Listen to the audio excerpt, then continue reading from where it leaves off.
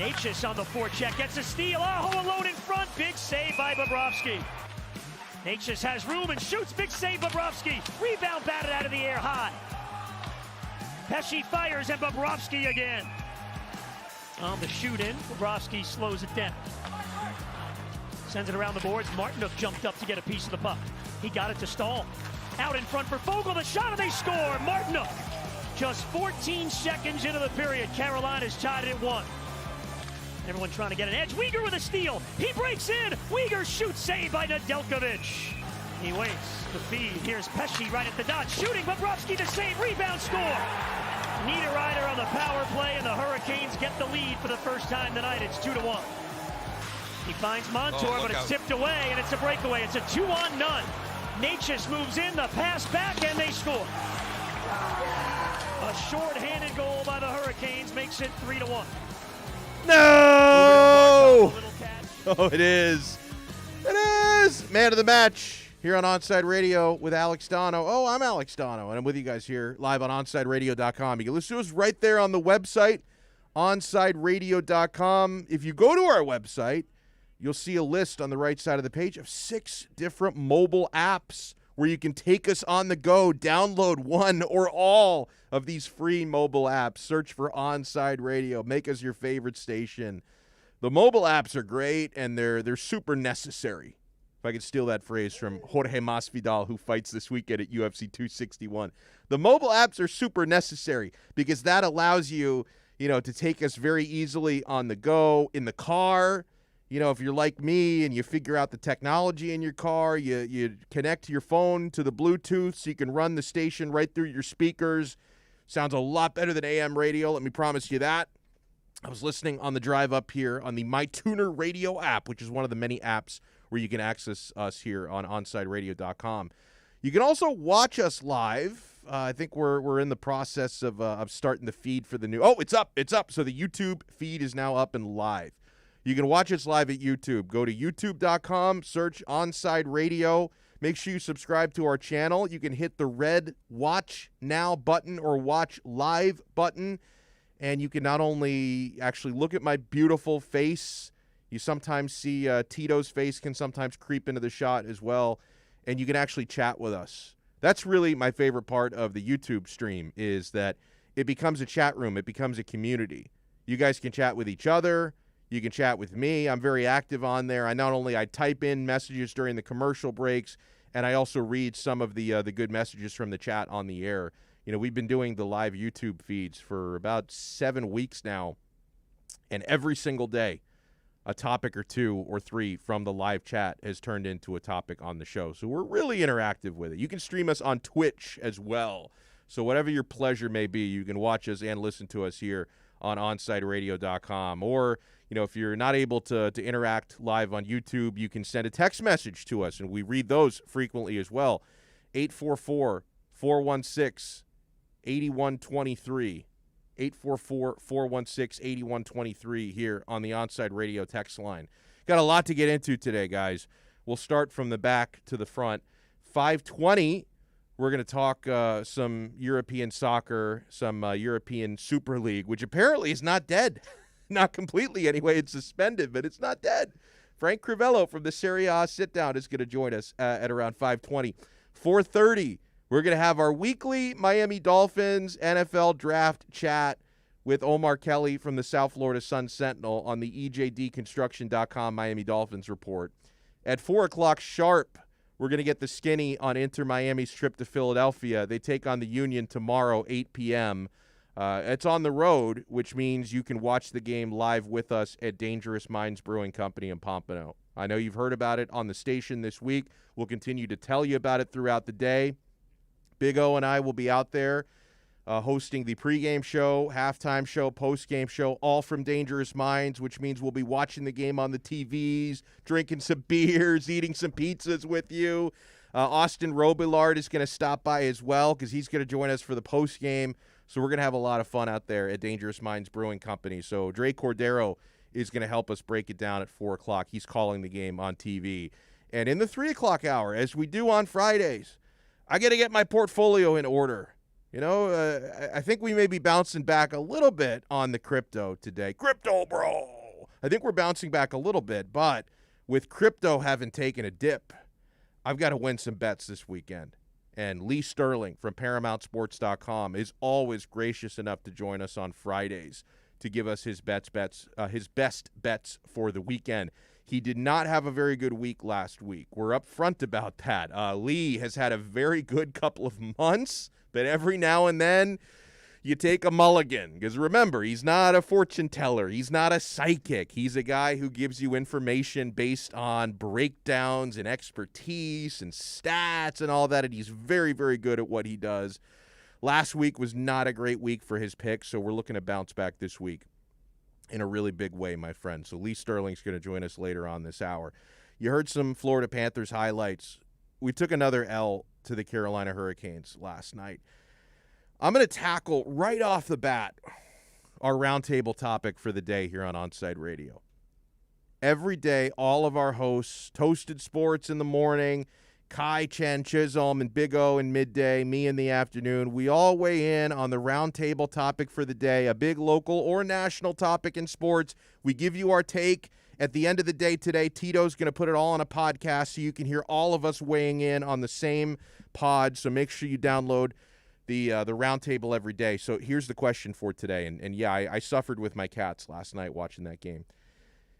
After watching the Carolina Hurricanes best the Florida Panthers once again, how confident can you realistically be that Florida can beat the Hurricanes in a postseason series?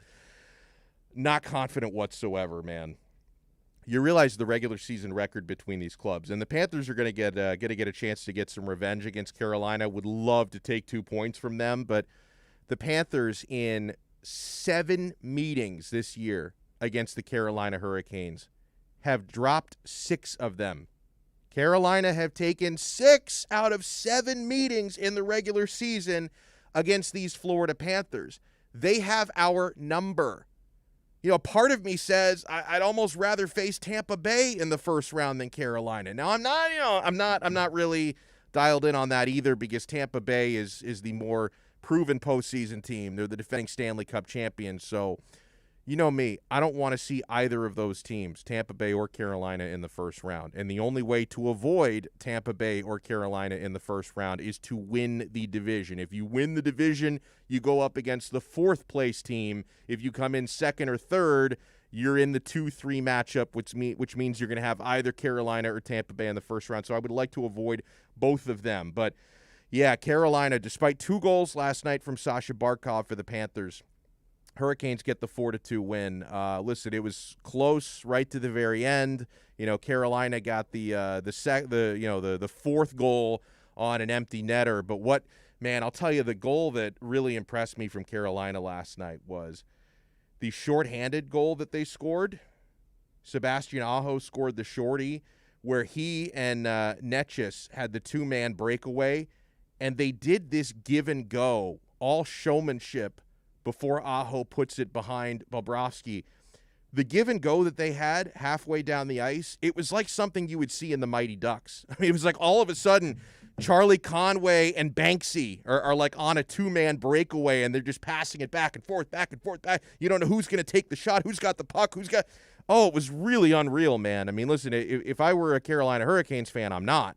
I would have been jumping up and down when they scored that goal, because that was unbelievable. Instead, I'm face palming. I'm burying my head in my hands, because that was a really nice goal, and it's always deflating to give up a shorthanded goal, because you're the team on the advantage. You're the team trying to cash in on the power play, and then the other team gets it on a break, because when you're on a power play, you commit pretty much everyone gets committed forward into the opposing team's zone to try and cash in, and if they get a breakaway, then the goalie is caught on his toes, and that's what happened last night. But I would love to avoid Carolina in the first round, because this team owns the Panthers.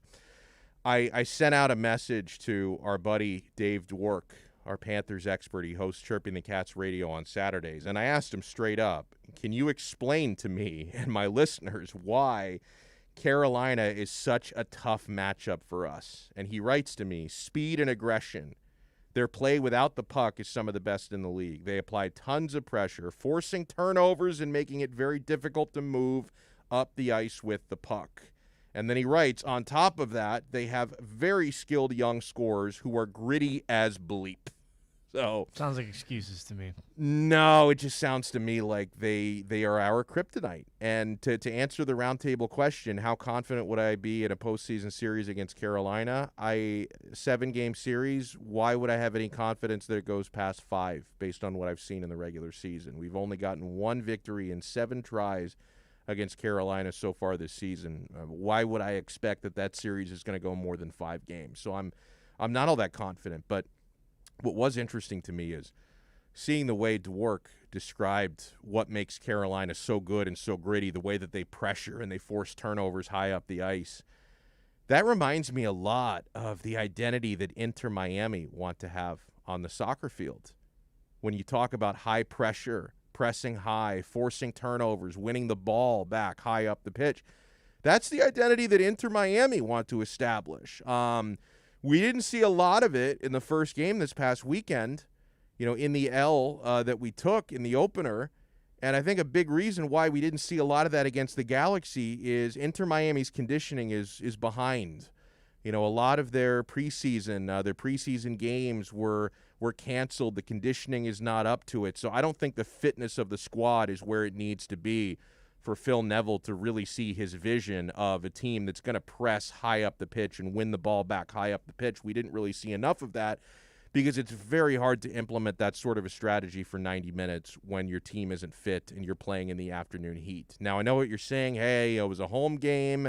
We should be less affected by the heat and humidity, not humility. Humility may have been a factor. We should have been less affected by the heat and humidity as Los Angeles Galaxy. In theory, yes. But if you're not in as good shape as the opponent, then it's going to affect you more than it's going to affect them.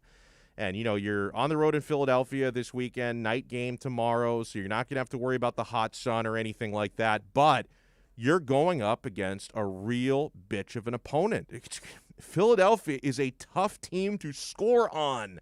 And these guys are in better condition. I'm not putting out preemptive excuses. I'm not telling you, before the game why Inter Miami might lose. I'm telling you before the game why it's going to be really tough, right? Because the Philadelphia Union, they've got great conditioning now because they've been playing in CONCACAF Champions League.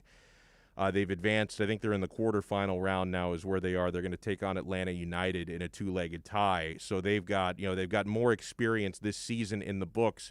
And they haven't conceded a goal yet this year. They've been really, really stingy defensively and tough to score on. So Inter Miami's going to have to put on a show.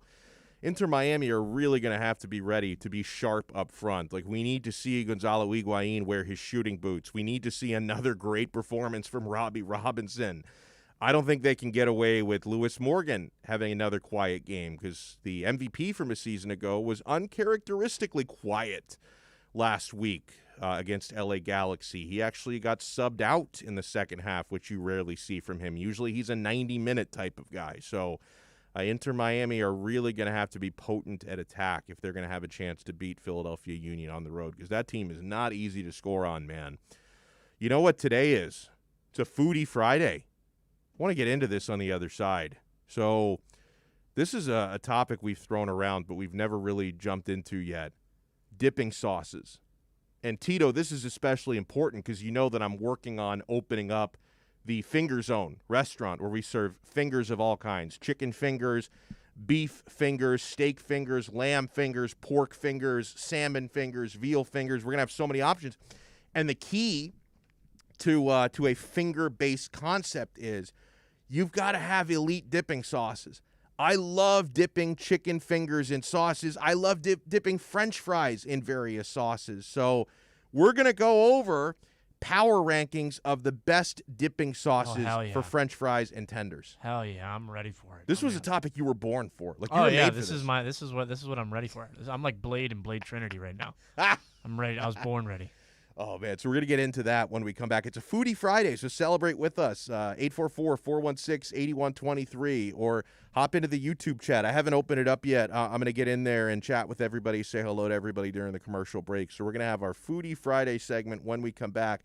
You're listening to the only locally owned sports station in South Florida. We are OnsideRadio.com. We'll be right back to the Man of the Match with Alex Donno. You can join us on the Onside Sports Line, 888-441-4623. That's 888-441-4623. Listen to OnsideRadio.com anywhere by downloading the MyTuner Radio app in your app store. Or go to MyTunerRadio.com on your web browser. OnsideRadio.com. South Florida sports leader. When you need your warehouse looking good while staying efficient, there's only one place to find the finest racks in the business. Pallet Rack City in Hialeah. 305-424-8547. That's 305-424-8547. Pallet Rack City is the company you need when you want your warehouse sporting the finest racks in the business. After all, who doesn't love a great rack? Pallet Rack City. 305-424-8547. That's 305-424-8547. At OnsideRadio.com, we chirp all day and night. It's time to do some more chirping with David Dwork at our Chirping the Cats report. The Panthers took one on the chin Thursday night, dropping a tough game to the Carolina Hurricanes by the score of 4-2.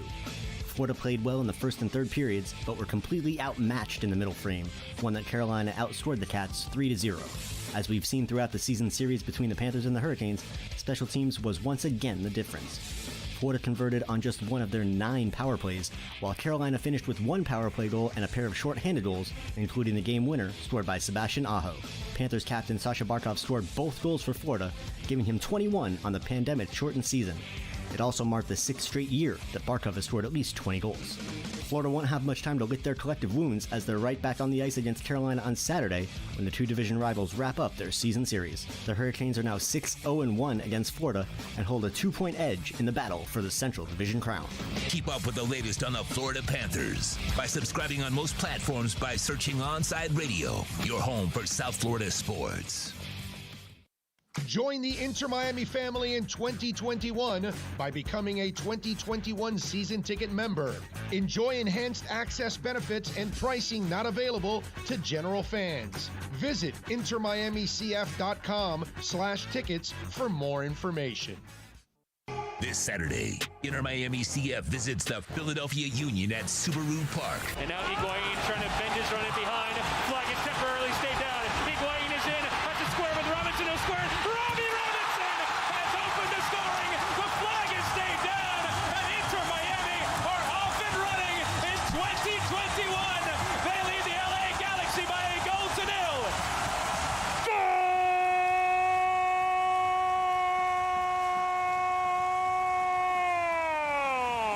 Join OnsideRadio.com as we broadcast live from Dangerous Minds Brewing Company in Pompano. Our pregame broadcast watch party starts at 7 p.m. Game time is 8 p.m. Listen to all the games by going to our website at OnsideRadio.com and download any of our apps. Follow Inter Miami CF all year long on your home for football. OnsideRadio.com. You're listening to OnsideRadio.com. Catch up anytime by downloading the MyTuner Radio app. OnsideRadio.com, South Florida's true hometown station. With Make-A-Wish, the impossible becomes possible. A girl battling cancer can become a race car driver battling the course. The boy showing all the nurses his fire trucks can take the helm of a real one. Wishes can give kids with critical illnesses the strength to keep fighting, get better, and grow up. Where there's a wish, there's a way. Wishes need you. Visit Make-A-Wish at wish.org. Welcome back to the Man of the Match with Alex Donno. You can reach out anytime on the Onside Sports Line, 888-441-4623. That's 888-441-4623.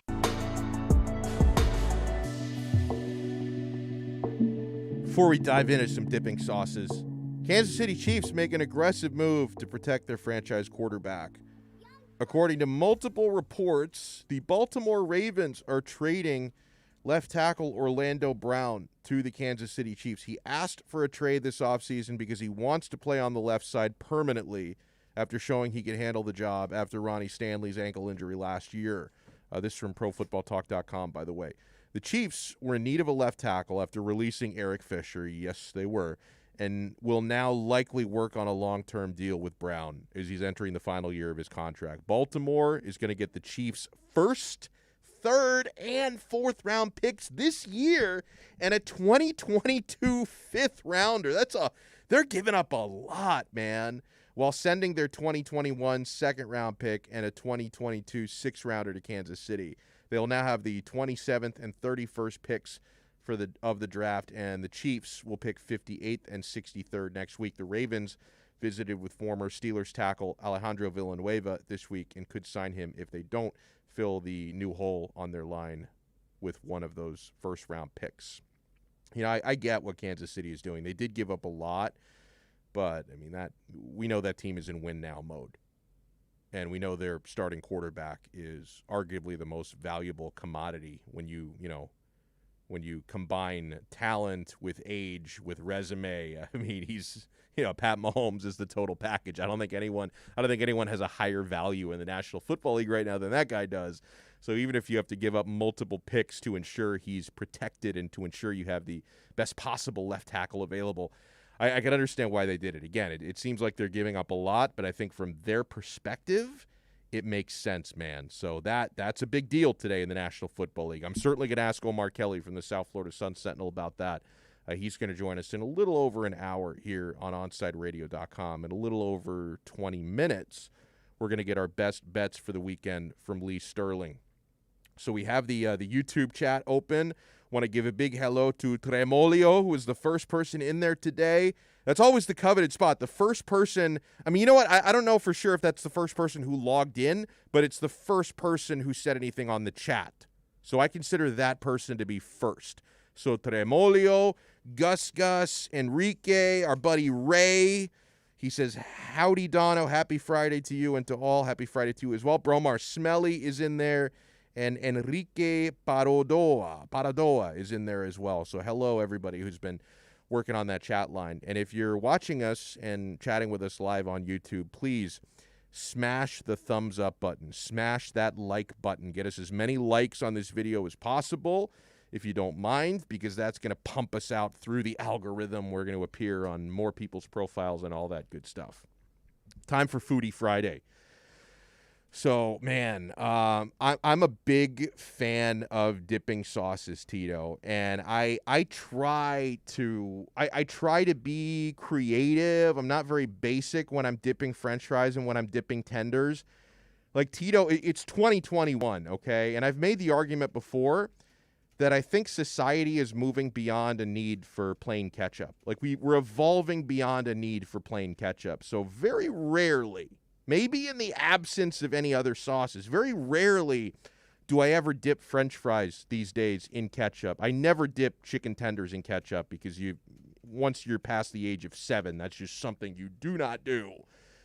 So would you like to hear, and you know what? I was thinking about doing like a top 5, but I'm not. I think I can give you 5. I can give you my I'm all ears, man. My Give it to top me. 5 power ranking of dipping sauces, okay?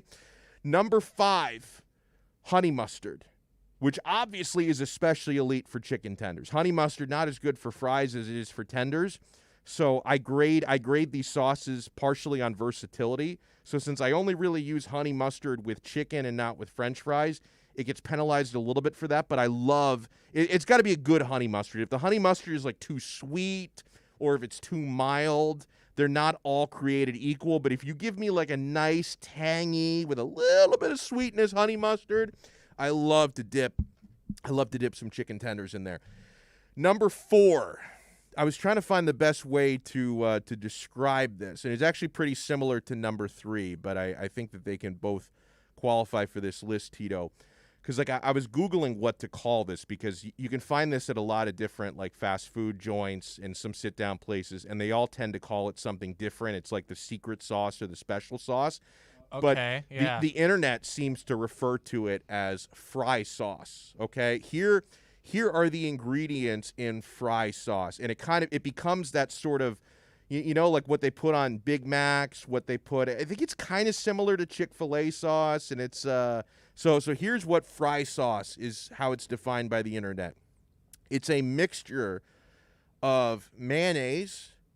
There is some ketchup in there, Worcestershire sauce, pickle brine, and even though I don't like pickles. Yeah, so this is like a Big Mac sauce. It's like a Big Mac sauce. Yeah, right. Okay. Yeah, so mayonnaise, ketchup, Worcestershire sauce, pickle brine, paprika, and cayenne. That gives it a little bit of heat in there. So once you mix all those things together, and I'm sure it's a proprietary blend, I don't know exactly how much of each substance is in there, you come away with fry sauce, and it's really good. And I don't even mind putting fry sauce on chicken and sometimes on burgers either, okay? Number 3, you got to have some Chick-fil-A sauce. I smother. Like, you get, like, the spicy chicken sandwich. Oh, I smother that thing in Chick-fil-A sauce. I dip the French fries in there, the whole 9. Number 2, this is where I start to lose Tito a little bit. Blue cheese dressing. Nope. You're out. I'm out. You're done. That comes in at number 2. Done. You're done. You lost it. And number 1, and I know I'm not the only one because several people unsolicited tweeted this to me that this is their number 1 dipping sauce. Because you know what? I can dip chicken tenders in this. I can dip French fries in this. I could dip onion rings in this. I could dip almost anything in buffalo blue sauce. The mixture of blue cheese and buffalo. Okay. All right, I've heard of that, yeah. And you know what, Tito? Like for someone who's not blue cheese inclined, you could also do a buffalo ranch. Is not bad either. Buffalo ranch is also very good. It's the better choice, but yeah. So I've got number 1, buffalo blue cheese dressing number 2, Chick-fil-A sauce number 3, fry sauce number 4, honey mustard number 5. What do you got, Tito? So I'm making this list on the fly, and I'm not even completely done. But so number 5. Sorry to bother you. Number 5, I'm gonna go spicy mayo. I love me. Yeah, spicy mayo. Spicy mayo, man. It's so delicious, and it's hard to beat, and it goes well with anything. That's the best part about it. It goes well with anything. So, spicy mayo. Number 4, I'm gonna go a traditional barbecue sauce. Yeah, like, I probably didn't give it enough respect. Yeah, I just feel like, for French fries, for chicken tenders, if you're feeling frisky for a burger, you can dip almost anything into that barbecue sauce, especially if you get into like the southern, like Texas and North Carolina. North Carolina's not southern, but like you get what I'm talking about. North Carolina is barbecue places, right? Like those places. Yeah. They really specialize in the specific barbecue sauces. My favorite type of barbecue sauces are, if I'm at, when you're at a good barbecue joint, they have a lot of different options. Like they have several different sauce, like varieties. I love the ones that have a little bit of a mustard blend into it, if it's like a tangy mustard. And I love the ones that are like barbecue sauce with a kick, like a spicy barbecue sauce. It's got like some hot sauce or something mixed into it. Those are my favorites. I'm not as big a fan. Like some people go straight for like the sweet sauce, like the honey barbecue. I'm more into the tangy than I am into the sweet. Those are my go-tos. Gotcha. Yeah, and so I it's funny you say that because right after that, I have, similar to you, Chick-fil-A sauce. I love Chick-fil-A sauce. So good. It is so damn good. I don't know. I've seen a bunch of people make it, and I've seen a bunch of people try and do it on TikToks and videos and YouTube. I don't care. I'll buy 1,000 packets from Chick-fil-A. Absolutely. I almost feel like it's cheaper just to take a bunch of them from Chick-fil-A than it is to make your own. Well, they sell the bottles now at do? Publix. Yeah. They sell the bottles now at Publix. Do they sell them on Sundays or just Monday through Saturday? No, they sell them on Sundays too. Oh, all right. Game changer. Yeah. And then my last one, this is my favorite sauce. It's grown on me in the last 5 years. Garlic cilantro, man. That's good. Garlic cilantro sauce. Oh, my God, with anything. It is so damn good. I love garlic cilantro sauce. I want a fountain of garlic cilantro sauce in my house. Didn't you want, I don't think we ever did this on a Foodie Friday, but didn't you once pose to me like an idea where your scenario was if you could have like a only like 4 sauces available to you or something? Yeah, it was like, I think if you only had 3 sauces for the rest of your life. Yeah, you had some scenario there. I feel like that's kind of the same thing we just did, isn't it? Except we did 5. Relatively similar. We did 5 instead of 3. It's basically the same thing, except we did 5.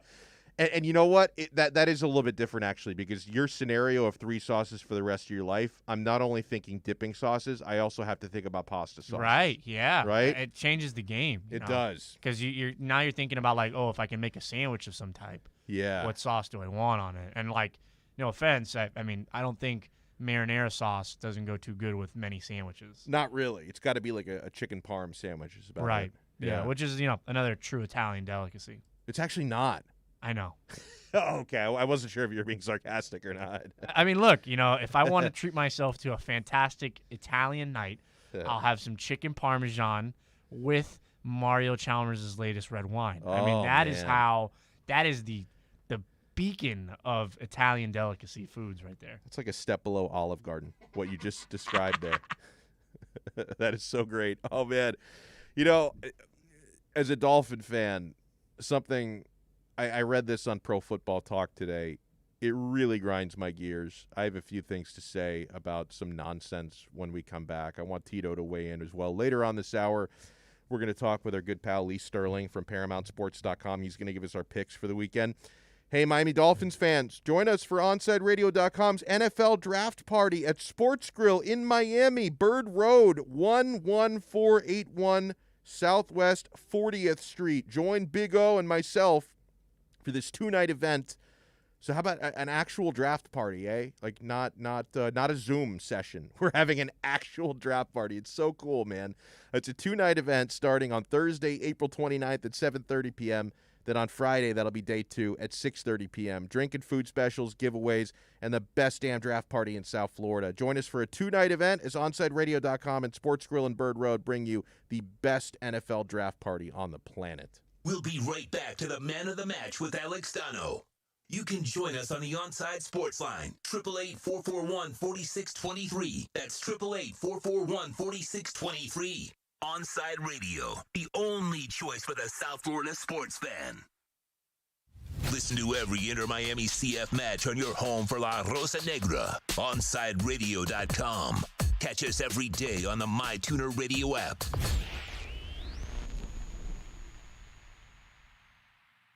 If you missed Onside Zone with Big O, you missed. Big O, Tito is not allowed in the Boom Boom Room. Never seen Smokey and the Bandit. Never seen Top Gun. What's the matter with these kids? Look at that. Now you can't hang out with Salma, Paige, Sophia. See, now you can't hang out with the ladies because you have not seen Top Gun. Yeah, I mean, I would just hope that, like I said, the Boom Boom Room is sanitized. I would hope. Well, I don't know, but did you hear about the 81-person orgy? No. What is wrong with you? The Onside Zone with Big O, only on OnSideRadio.com. Join the Inter-Miami family in 2021 by becoming a 2021 season ticket member. Enjoy enhanced access benefits and pricing not available to general fans. Visit intermiamicf.com/tickets for more information. Parents, we know we can't protect our kids from everything. Eventually, they're going to bump their heads or scrape their knees. But we can protect them from 6 types of cancer. HPV, or human papillomavirus, is a common preventable virus that can cause cancer later in life. The HPV vaccine prevents human papillomavirus and all the cancers it can cause. The American Cancer Society recommends getting your sons and daughters the HPV vaccine starting at age 9 to protect them later in life. There's no need to drive around South Florida wasting valuable time looking for a new or certified pre-owned Acura. Go to the #1 volume sales dealership in the Southeast United States. Craig Zinn's Acura of Pembroke Pines. Purchase with pace and space in a dealership tailored to your needs. From home buying to providing that personal touch. Contact the 2020 Satisfaction Award winner Craig Zinn's Acura of Pembroke Pines. 888-776-5123. That's 888-776-5123. Or visit them at 15601 Pines Boulevard in Pembroke Pines. Keeping you informed in the world of sports.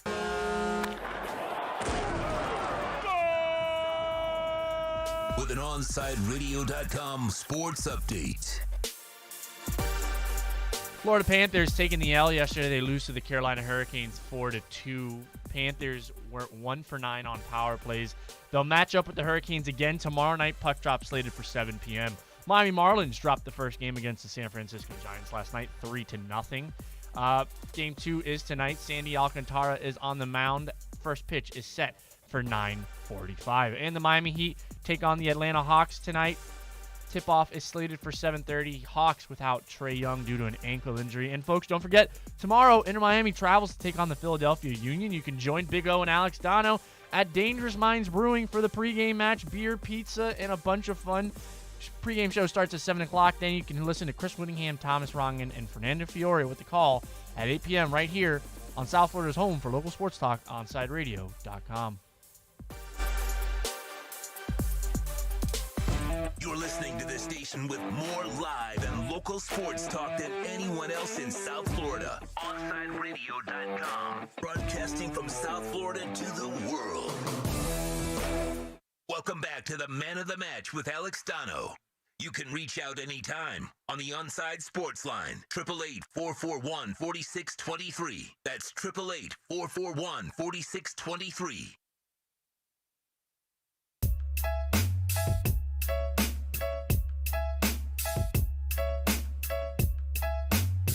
You know, sometimes old narratives die hard. One of those that's dying, not even die. I was going to say dying a slow death, but it's not even dying. It's very much alive. Is the idea that the Miami Dolphins are going to draft a new quarterback at number 6 overall. I mean, we talked about it. Well, we didn't, but people talked about it at number 3. Now they're talking about it at number 6. I was reading an article that made my brain hurt on ProFootballTalk.com. Mike Florio penned this piece saying that, you know, when the Dolphins traded down from number 3 to number 12, he thought, okay, this means they're out of the quarterback sweepstakes. I never thought they were in it, quite frankly. But then when they traded back up from number 12 to number 6, oh, wait, they might be interested in a quarterback, surmises Florio. You know, oh, Siri still trying to talk. Wow, Siri was almost going to call former quarterback Frank Costa, whose number is on my phone. Can you imagine if my Apple Watch called Frank Costa?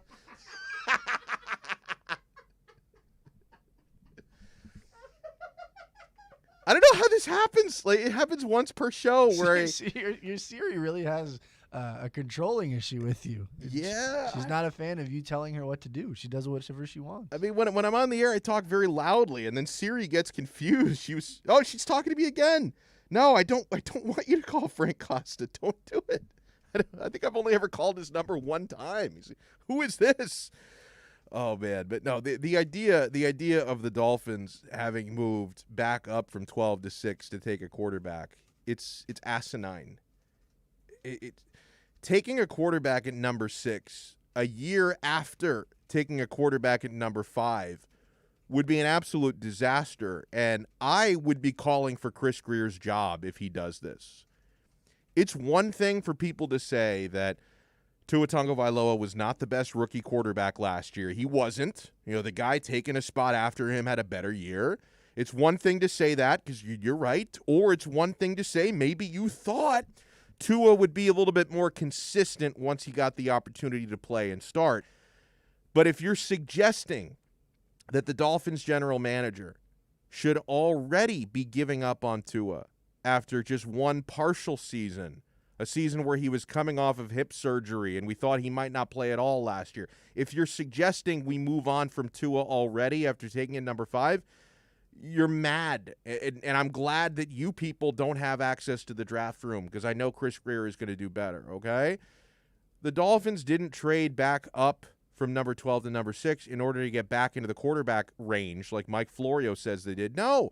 The Dolphins traded back from number 12 to number 6 in order to have the flexibility of drafting one of the top non-quarterbacks in the draft, not one of the top quarterbacks in the draft. If they wanted a quarterback, they would have stayed at number 3. I don't know how many different ways Chris Greer and Brian Flores can tell you with their own mouths that they believe in Tua. I know it's smokescreen season, but whenever they speak up for Tua, nobody believes them. But you know, you've got the opportunity now in the draft to help Tua, to aid in his growth, to make your team better by drafting a talented player for him to throw the football to. That's what I need them to focus on, not saying, you know what, I don't know if I'm completely sold on Tua, even though we said we were going to be patient with him, and he was rehabbing last year, didn't play the whole season. I think we're going to move on. No, it's asinine. It's inconsistent. It's, you don't want your general manager behaving in such an irrational way. So you've got to focus on putting Tua in the best possible position to succeed, not replacing him after 1 year. All right, we're going to get our best bets for the weekend with our good pal Lee Sterling, ParamountSports.com. He's going to join us on the other side of this break. Hey, Saturdays from 1 to 3 p.m., baseball fans can go deep into the count with Alex Aguirre and Christian Chase. Catch the show that talks Marlins and all the big stories in the major leagues. Every Saturday from 1 to 3 p.m., Seamheads have a new home. Listen to Deep into the Count exclusively at OnsideRadio.com. We'll be right back to the man of the match with Alex Donno. You can join us on the Onside Sports Line, 888-441-4623. That's 888-441-4623. You're listening to the only sports station in South Florida that likes to take your calls. 888-441-4623. We connect with a South Florida sports fan because we are South Florida. Locally owned and operated. 888-441-4623. OnsideRadio.com. South Florida's home for real sports talk. You can connect with us at OnsideRadio.com by sending us a text at 844-416-8123. Save it on your cell phone, 844-416-8123. No better place to send your comments, ask questions, win prizes. OnsideRadio.com, the only choice for the South Florida sports fan. For over 20 years, Mr. Glass has been committed to the safety and satisfaction of our clients. Our products are the culmination of innovative engineering, aesthetic appeal, and the highest levels of quality. Through our legacy, Mr. Glass strives to impart the true meaning of quality, service, and sustainability to new generations. Reputation, experience, and trust is why clients choose Mr. Glass. Live the future now. Locate a dealer near you today. At Baptist Health, we are ready to serve, to treat, to safely proceed with your procedure. We're ready for ER visits and office visits with skilled surgeons, advanced medicine, and multidisciplinary teams. We're ready for new arrivals and new recoveries. We are ready. We're ready to diagnose, treat, and manage anything that comes our way with exceptional care and comfort. With the same preparedness and compassion you've come to expect from Baptist Health. And we are ready. We're ready. We're ready to care for you. Can I get a captain? Captain and what? Captain and Ginger. I can't hear you. Captain and Ginger. He was a captain and Ginger. Captain and Ginger. He was a captain and Ginger. Captain Morgan, official partner of Major League Soccer. Every Thursday, NBA fans can catch one of the best basketball shows in the country when Ethan Skolnick and Ira Winderman host Inside the Paint. Listen to two of the most knowledgeable and connected reporters in the business. Get year-round insight every Thursday at 10:30 a.m. with Inside the Paint on the home for hardcore basketball fans. OnsideRadio.com. Big O for M&S Air Conditioning. You know, air quality in your home and business is more important than ever. That's why you've got to call M&S Air Conditioning and let them install a high-efficiency polarized air filter in your AC unit. Folks, it attracts, captures, and destroys biological contaminants to improve your air quality. With stellar customer service, answering your call from 7:30 a.m. till 9 o'clock p.m. For more info on high-efficiency air filters and their preventative maintenance plans, visit M&S Air Conditioning at ac-florida.com. You're listening to the station with more live and local sports talk than anyone else in South Florida. OnsideRadio.com. Broadcasting from South Florida to the world. When you're looking to add that extra style and protection for your home or business, visit A Shade Above Window Fashions in Davie or Sunrise, where plantation shutters are a major part of our business, and they look great in any home. We have them in white, stained colors, and wood tones. We can even motorize your shutters like the one in the OnSideRadio.com studio. A Shade Above Window Fashions, 954-434-4774. That's 954-434-4774. Love the space you live in. A Shade Above Window Fashions. You're listening to the only sports station in South Florida that likes to take your calls. 888-441-4623. We connect with a South Florida sports fan because we are South Florida. Locally owned and operated. 888-441-4623. OnSideRadio.com. South Florida's home for real sports talk. Welcome back to the Man of the Match with Alex Donno.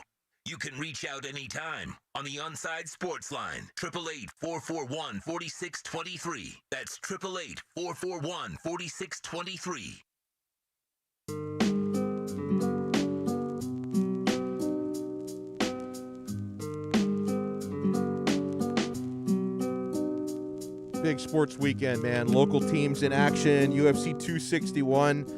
Got to get my sports portfolio in order. That's why on Fridays we bring in our good pal Lee Sterling.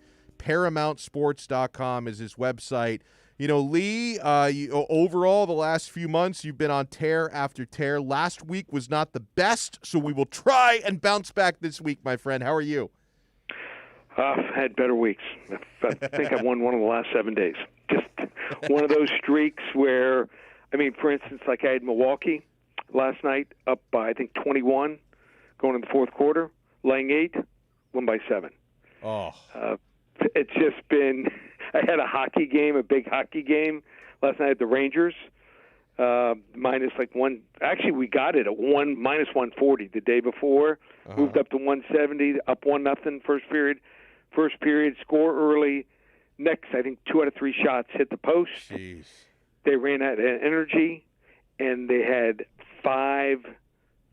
took 5 penalties in the last 2 periods and lost 3-2. So it's just been one of those weeks. And even with the fight last Saturday night, the fighter that we backed, I think he's the right side, just fought a dumb match. I mean, he's a puncher, he's a striker, and he let the guy just continually take him down. I mean, if you're not prepared, to go to the ground, just move away when a guy comes, tries to go for the takedown. So I think he would have knocked him out, but he might be fighting for one of the local promotions real soon.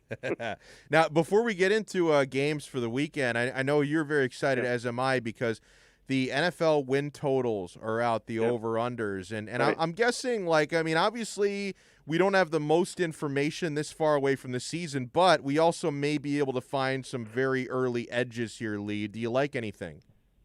So, hear the news today that we might see Aaron Rodgers traded to San Francisco. Did you hear that rumor? No, I didn't. Oh, my Lord. Wow. Are you buying into that? Might be willing to part with the number 3 draft pick, first round for Aaron Rodgers. So that would certainly be interesting. If he came aboard, the odds would go up. So if you want to take a flyer, look to them. But here's some of what I think are some real strong selections. So my strongest selection will be the under 9.5 wins. Now, remember, we have 17 games this year. Right. Oh, that's a good point. AFC, the AFC plays 9 home games. All the NFC teams just 8. New Orleans is under 9.5. I can't see them winning 10 games. I mean, with Jameis Winston, are you kidding me? With Taysom Hill, I mean, they better have something else up their sleeve. They're not going to win 7 or 8 games with those guys. So it's a good call. I like the under, probably under 9.5 is my best wager there on the NFL season win totals. It's plus 120 there too. Another one I like Seattle under 10. Now remember also, so if you add up all 17 games and you add up all the teams, adds up to 272 wins. Okay. But they juice up. They know people bet, favorites, teams to do better than they normally would. So what do they have? If you add up all the win totals, it works out to 277.5. No surprise there. Wow. Okay. Right. They added on 5.5 wins. Huh. So if you bet a lot of overs, you're probably going to be under a bridge at the end of the NFL season if you bet a lot of money. One of the other unders I like a lot is Seattle. I like under 10. I think Russell Wilson realizes this is just not a real good team. They have a great receiver.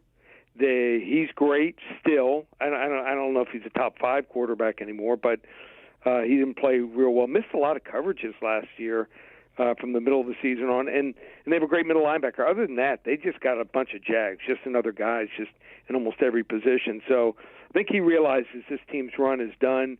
Under 10 Seattle Seahawks. Love it. I like the Dolphins over 9. Yeah. As long as they draft well, it is minus 135. I think they can win 10, 11 games here. So I like them over 9.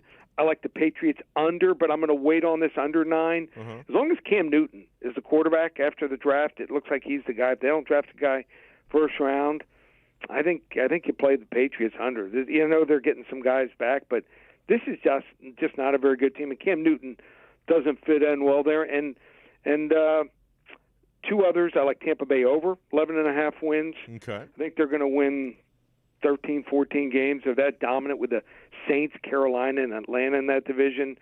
That's at least 5-1 or 6-0 there. And the Texans under 5. Yeah, that's a great I would call. not shocked if we see Deshaun Watson suspended. So they're going to struggle to win 5. I have them pegged at 4. If he plays, if he doesn't play, they could be worse than the expansion Dolphins or even Tampa Bay. They could be that bad. I'm really surprised that they're, and I know that there's an extra game this year, but I'm still surprised that their number is that high because they were worse than that with Deshaun Watson last year. He can win. He can win 3 or 4 games on his own. But like you, I don't expect him to play. So that's wow. No. Really I think that's my thinking. I think most people think that he probably is going to play somehow, and it probably will play out. He's got a lot of settlements to make between now and the season.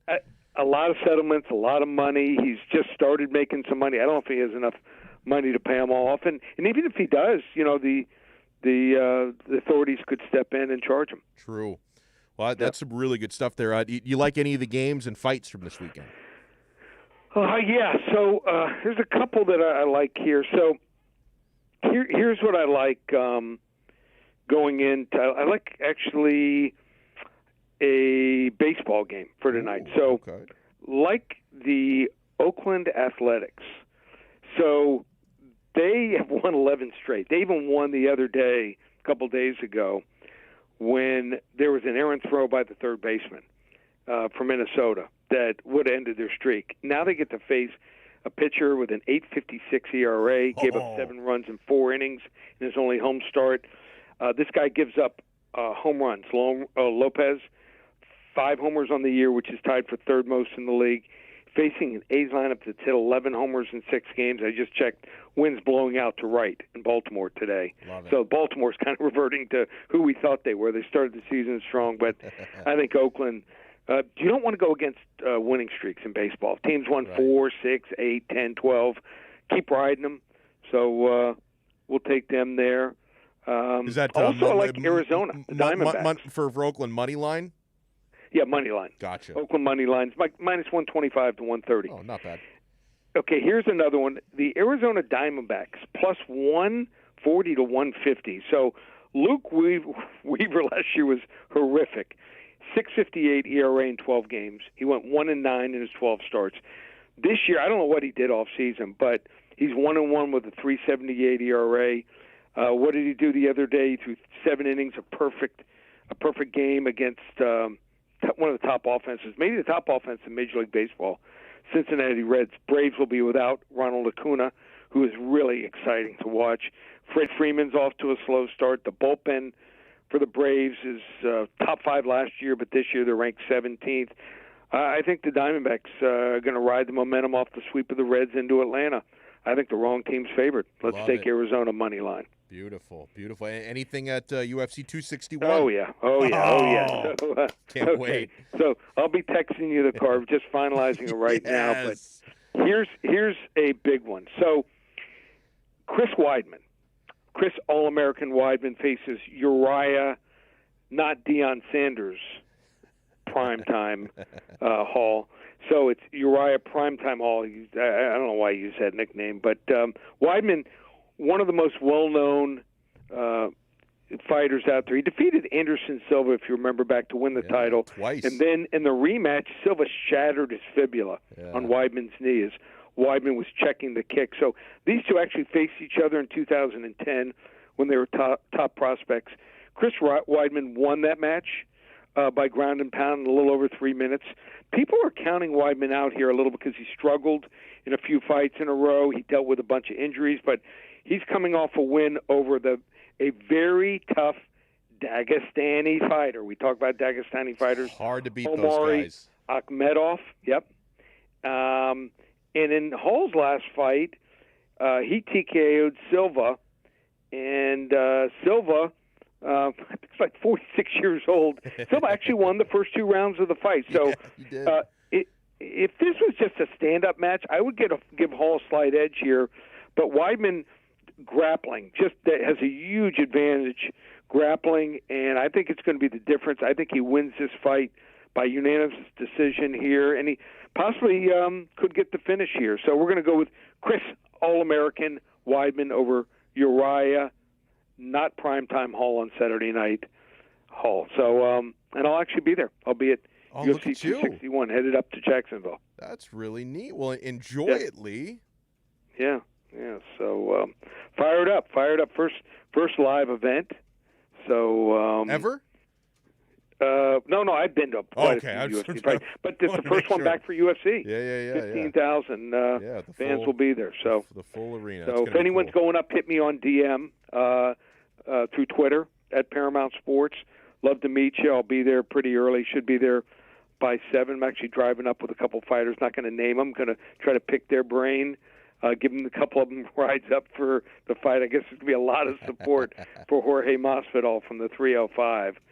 So I think it'll be almost like a home crowd for him, and also going out to dinner with a few other fighters. So I'm going to be I'll give them some free picks if they give me a little knowledge on some other fighters. Awesome. I love that. Well, excellent job there. So Lee Sterling has Chris Weidman over Uriah Hall at UFC 261. Couple of baseball games. I'm going to be like Pete Rose betting on baseball today. We got Arizona plus 140 or plus 150. We have the Oakland A's around plus 120, 130, and then those the over and unders for win totals in the NFL. Texans under 5, Tampa Bay over 11.5, Patriots under 9, Dolphins over 9, which we love, Seattle under 10, and New Orleans under 9.5. Lee Sterling, cannot thank you enough, my friend, for taking the time. Thank you so much, and enjoy the fights tomorrow.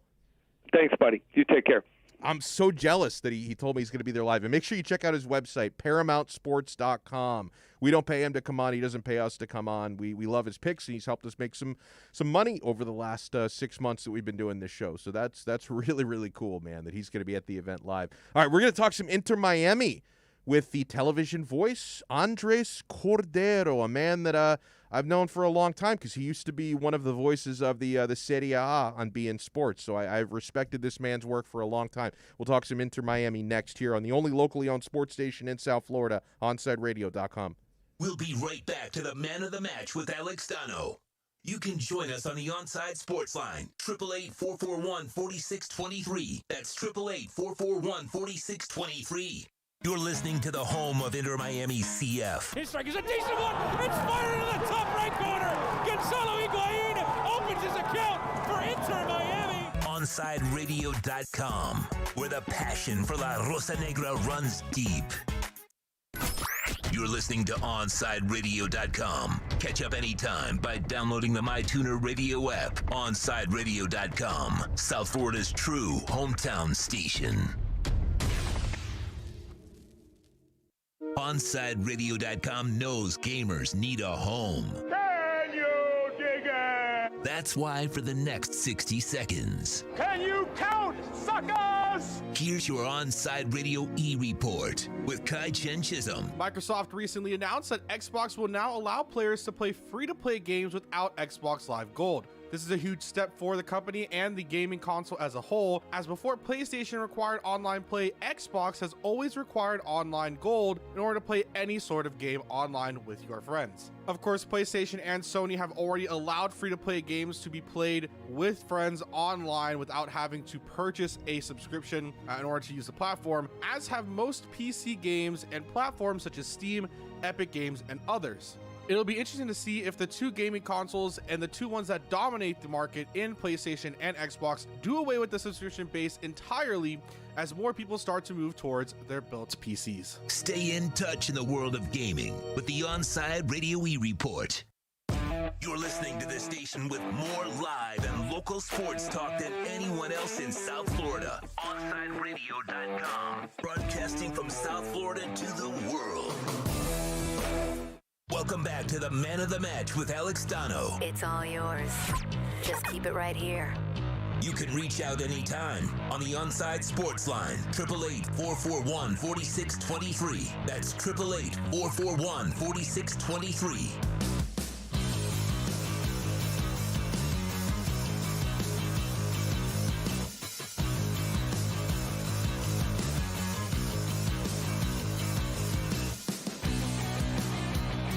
Yeah, welcome back in to Man of the Match with Alex Donno. I'm Alex Donno here on OnsideRadio.com. Big one for Inter Miami tomorrow night. They fell short in the opener last week against LA Galaxy. They hit the road to take on Philadelphia Union. Philadelphia was tough for Inter Miami last year. I still have nightmares about that Kacper Shabilko character.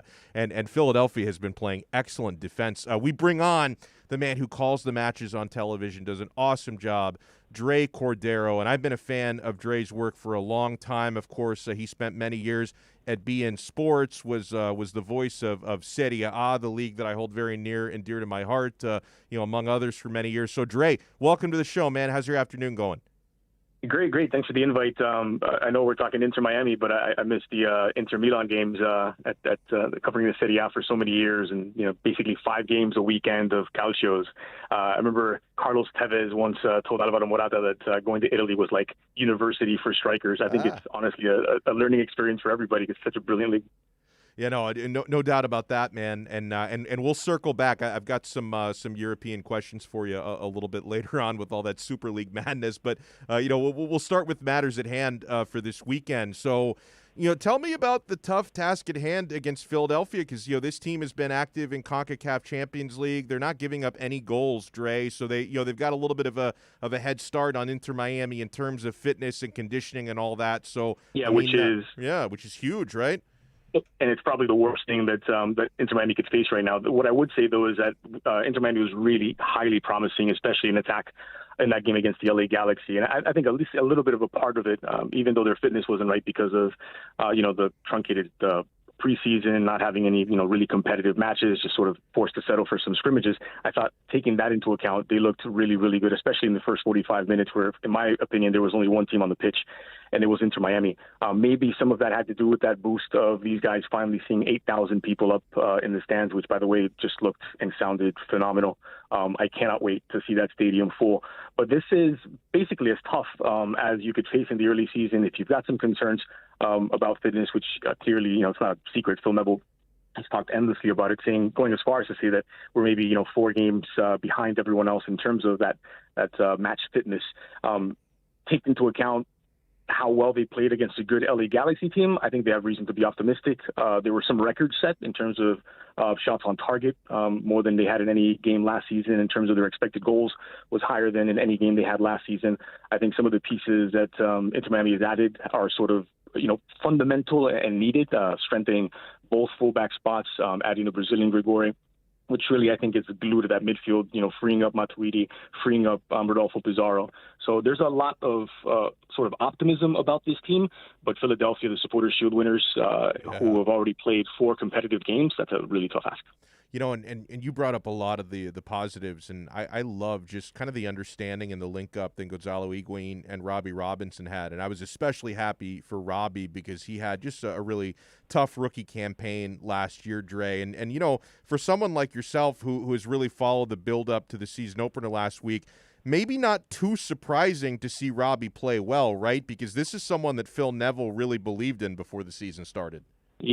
For me personally, it's not a surprise at all. I genuinely fell in love with Robbie's game. The first match I saw him, in his first professional game, I thought the first two games really he was absolutely brilliant at the start of last season against LAFC, and then especially in that match against DC United, where despite being rookie center forward, playing his first professional games, I thought he was making sort of veteran moves, veteran runs. He was opening up space for Pizarro. He was extremely selfless.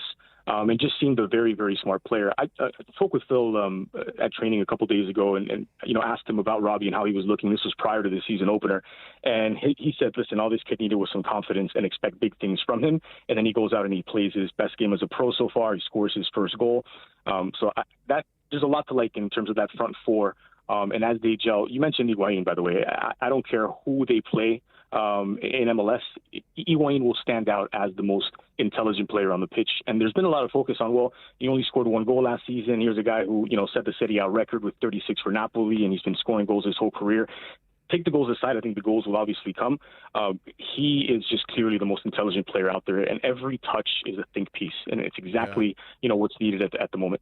An area from last year into this year where I think on paper at least Inter Miami have improved is at the fullback or wingback positions. We got a little taste of Kelvin Leerdam on the right and Jovan Jones on the left, and even later in the year Gibbs is going to arrive as well, so there's going to be even more depth there. But what did you think about Leerdam and Jones? Because obviously once these guys really hit their stride, Dre, we're going to really be wanting to see them do a lot of overlapping runs, whipping in crosses, being part of the attack as well. I think they add a ton, to be honest, because they do like to get forward, because they're also both known commodities in this league, and they've been around for a while. They're not going to be surprised by anything, by the physicality or anything that the MLS can throw at them, or that MLS can throw them. I've got the Phil Neville thing rubbing off on me now, where I'm saying the MLS. But I think there still needs a little bit of time to gel with that back line, because Nico Figal and Gonzalez Pires, LGP, obviously were there for most of last season. Figal the entire season, LGP joining after the MLS's back bubble. And so these are all four sort of attack-minded defenders. These are guys that want to play in the opposition's half, that are comfortable with the ball at their feet. The ball does not burn their feet. And maybe, it's a little bit of a fitness thing early in the season where your team could get a little bit stretched out in transition late in games. But I actually think it's going to be one of the strengths of this team, is the fact that both fullbacks can attack and both center backs can get forward. And all of these guys, you're not going to be able to press them into a mistake for the most part. So I look at Inter Miami as a team that the rest of the league is sleeping on. I mean, you read the preseason predictions, you read all of the buildup, and I think that because it was just such a difficult season for everyone, of course, but especially for a team sort of launching its maiden voyage in MLS, a lot of people are sleeping on the talent that Inter Miami has, and I've been blown away so far by Phil Neville and the response that the players have had to him and his organization. I'll talk a little bit about it during the broadcast on Saturday, but I think this guy is going to take this team of excellent individualities and mold it into a really good, cohesive unit that can make some noise in MLS.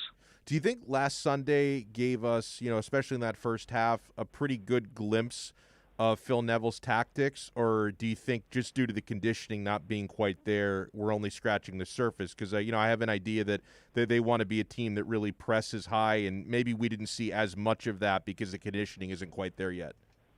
Yeah, I didn't expect them to be sort of overexerting themselves, pressing when you've got the manager talking about fitness concerns prior to the lead up.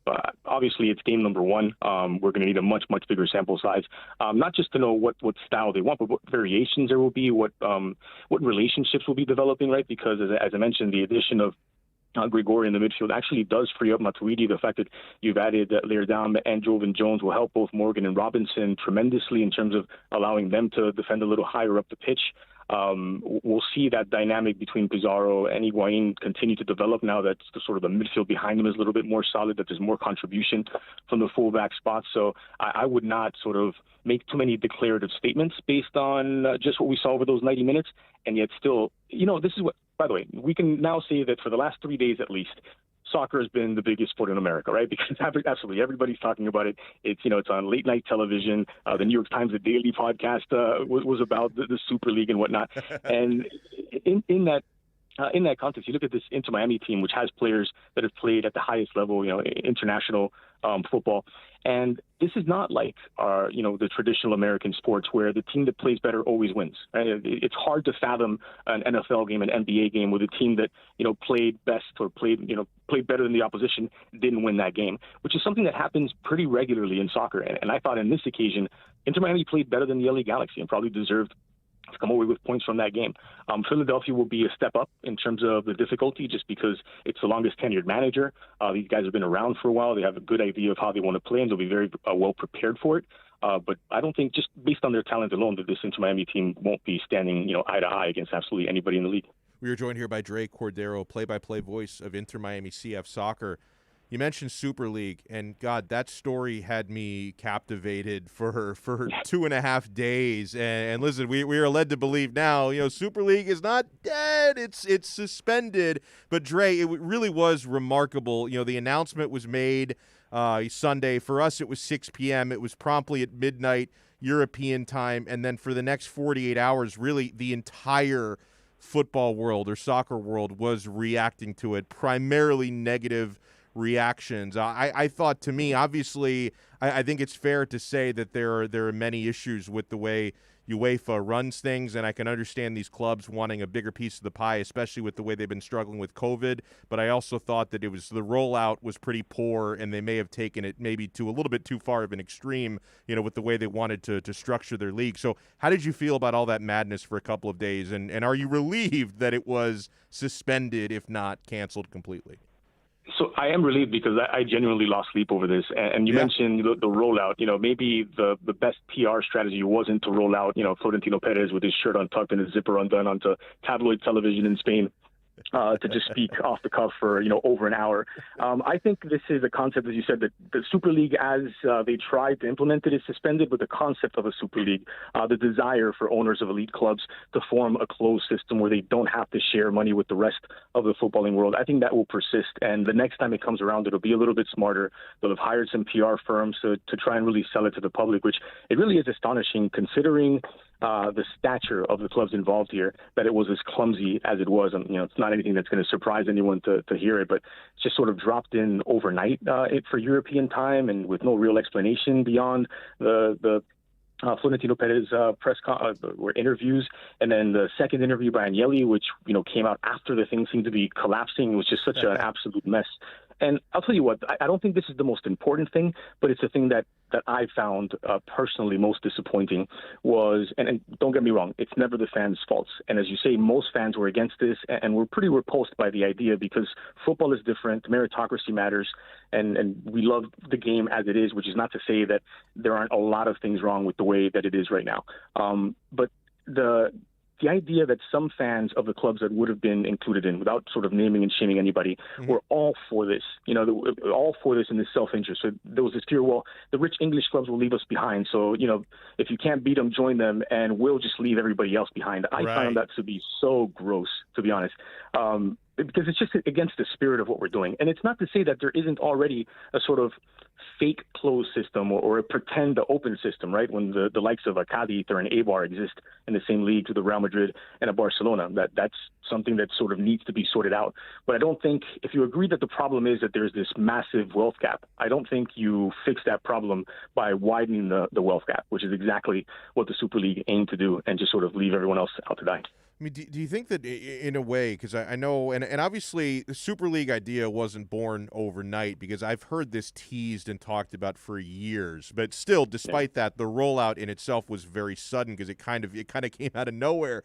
But and I'm sure that the problems that these clubs are having, because I follow the financial situations of certain clubs to my understanding. Right. I'm not a financial expert, but I do know that a lot of these bigger clubs are hurting because they spend a lot of money, they incur a lot of debt, and they were not expecting to have stadiums basically completely empty for a year plus the way that they've had in Europe. So there are some financial issues that they're trying to solve. So do you think maybe if nothing else, Dre, COVID-19 has kind of exposed the fact that that the football economy, it's a bit of a bubble, because when you have, Real Madrid and their Galacticos projects over the years, and the amount that clubs like Barcelona spend, and of course Juventus have spent a ton, and I'm an Interista, and Inter Milan has spent quite a bit of money the last couple of years, that you kind of come to realize that if they're not getting every dime of revenue that they were expecting pre-pandemic, that bubble could pop.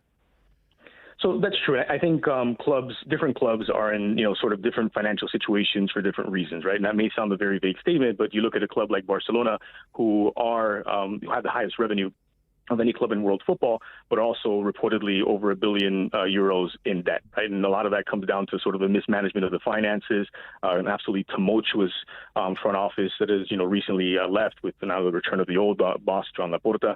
You look at a club like Real Madrid, for example, which in January reported a profit of, I believe, over €300 million, right? Which might not be as much as they expected to make in profit. We're not talking revenue here. Right. Might not have been as much as they expected to make, but it's still, the idea that they're broke and bleeding money and whatnot. No, maybe some opportunity costs. Maybe they're not making as much as they would like. But for me, to blow up the current structure completely and to leave so many other teams out in the cold, because they might, sell you this bill of goods now where, listen, we're not going to play on the weekends if you just let us stay in the National League and whatnot. Smarter people than me have crunched the numbers, and the numbers don't make a ton of sense in terms of what they were supposed to pay back to JP Morgan, et cetera. So it was almost sort of expected that eventually they would have to play games on the weekends, which would mean they would have to pull out of their national leagues, which would destroy the rest of European football. Like I said, these teams, some of them are in very, very dire straits financially. But if Real Madrid and Barcelona are suffering, what do you think is happening to the teams in the bottom half of the table? And if you really wanted to save the game, save the game. If you really want to bring the young people, which is one of the main points, right? Young people aren't watching soccer quite as much. I don't know. In America, at least, our greatest demographic is the demographic you're seeing is no longer watching soccer. But if you want to get them closer to the game, bring them closer to the game by lowering ticket prices, by making it more accessible, not by going in the exact opposite direction and making all of the things that you claim need fixing about the game worse. That's really good stuff here. Dre Cordero, that's where you follow him on Twitter. You're going to hear him calling the match Inter Miami taking on Philadelphia Union on the road, 8 p.m. tomorrow night. Andres, thank you so much, my friend, for taking the time, and enjoy the game tomorrow. Have a wonderful call. My pleasure, Donno. Anytime. Really good stuff there. And man, that was maybe the best Super League breakdown that we've had all week. So that was really good. Later this hour, we're going to talk with Omar Kelly from the South Florida Sun-Sentinel.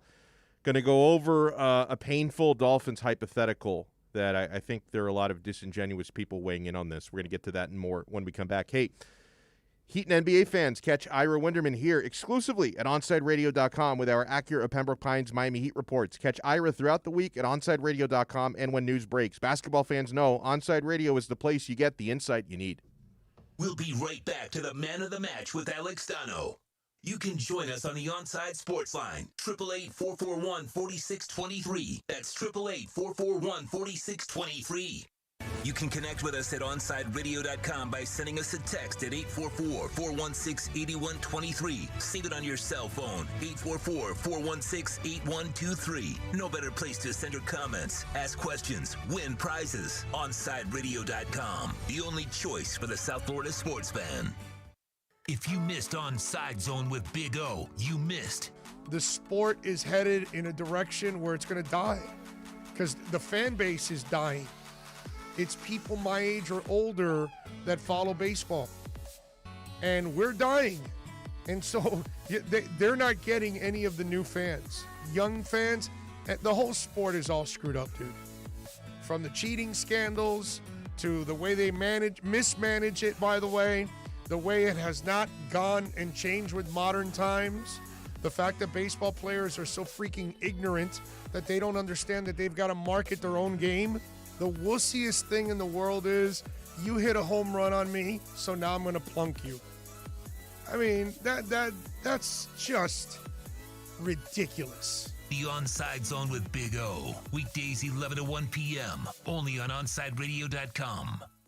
Hey Panthers fans, Dave Dwork here with some awesome news. Every Saturday, I'm going to bring you the latest on everything to do with the Florida Panthers with Chirping the Cats Radio. Saturday mornings from 10 to 11 a.m., we'll dive into the state of the team, recap games, and hear from past and present Panthers players, and plenty of other great hockey guests too. Got questions about the Panthers? Call or text the show and we'll break it down.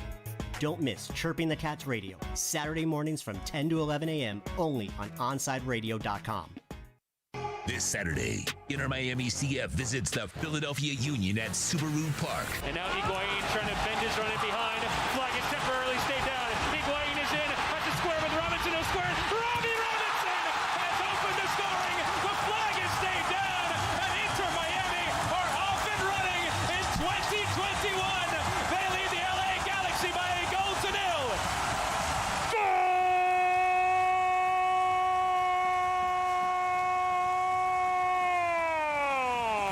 Join OnSideRadio.com as we broadcast live from Dangerous Minds Brewing Company in Pompano. Our pregame broadcast watch party starts at 7 p.m. Game time is 8 p.m. Listen to all the games by going to our website at OnSideRadio.com and download any of our apps. Follow Inter Miami CF all year long on your home for football. OnSideRadio.com.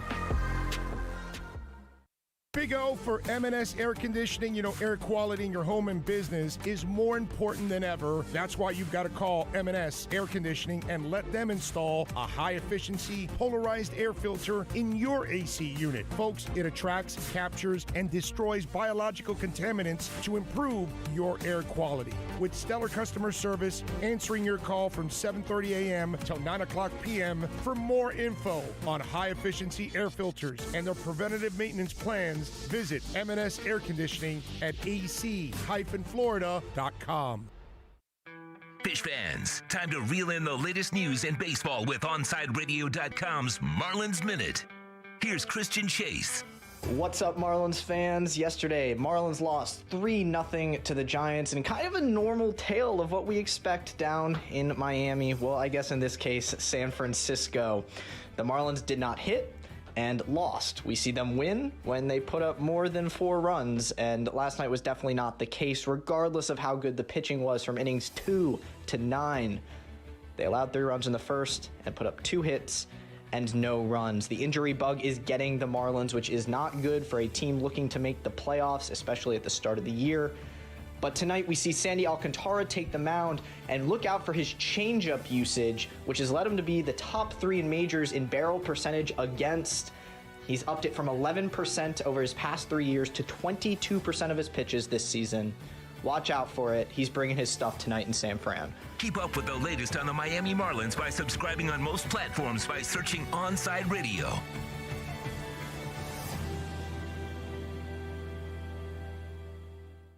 ADHD. It's the child who can't pay attention or sit still in school, right?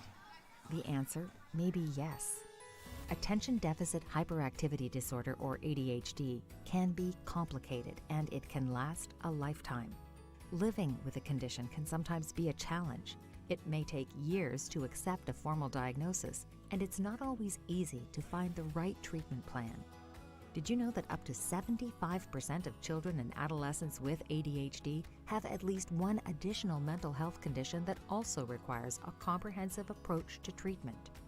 ADHD guidelines were recently updated to reflect the need to screen for associated disorders.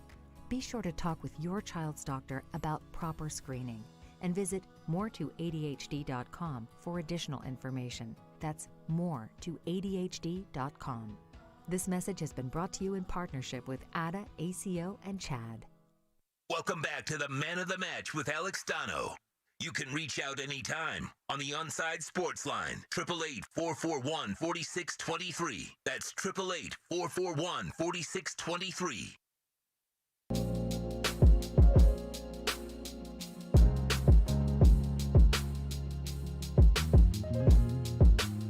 You know, I keep hearing the last couple days, you know, all the and we do a wonderful job on this station. By we, I mean pretty much everybody but me, because I don't do the E-minutes. But Kai, Chen Chisholm, Michael Christian, Toast, they do an awesome job with the E-minutes.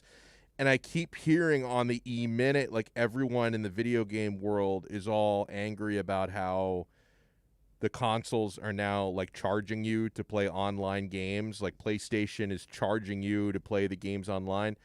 I've got a solution. How about you go outside? That's free.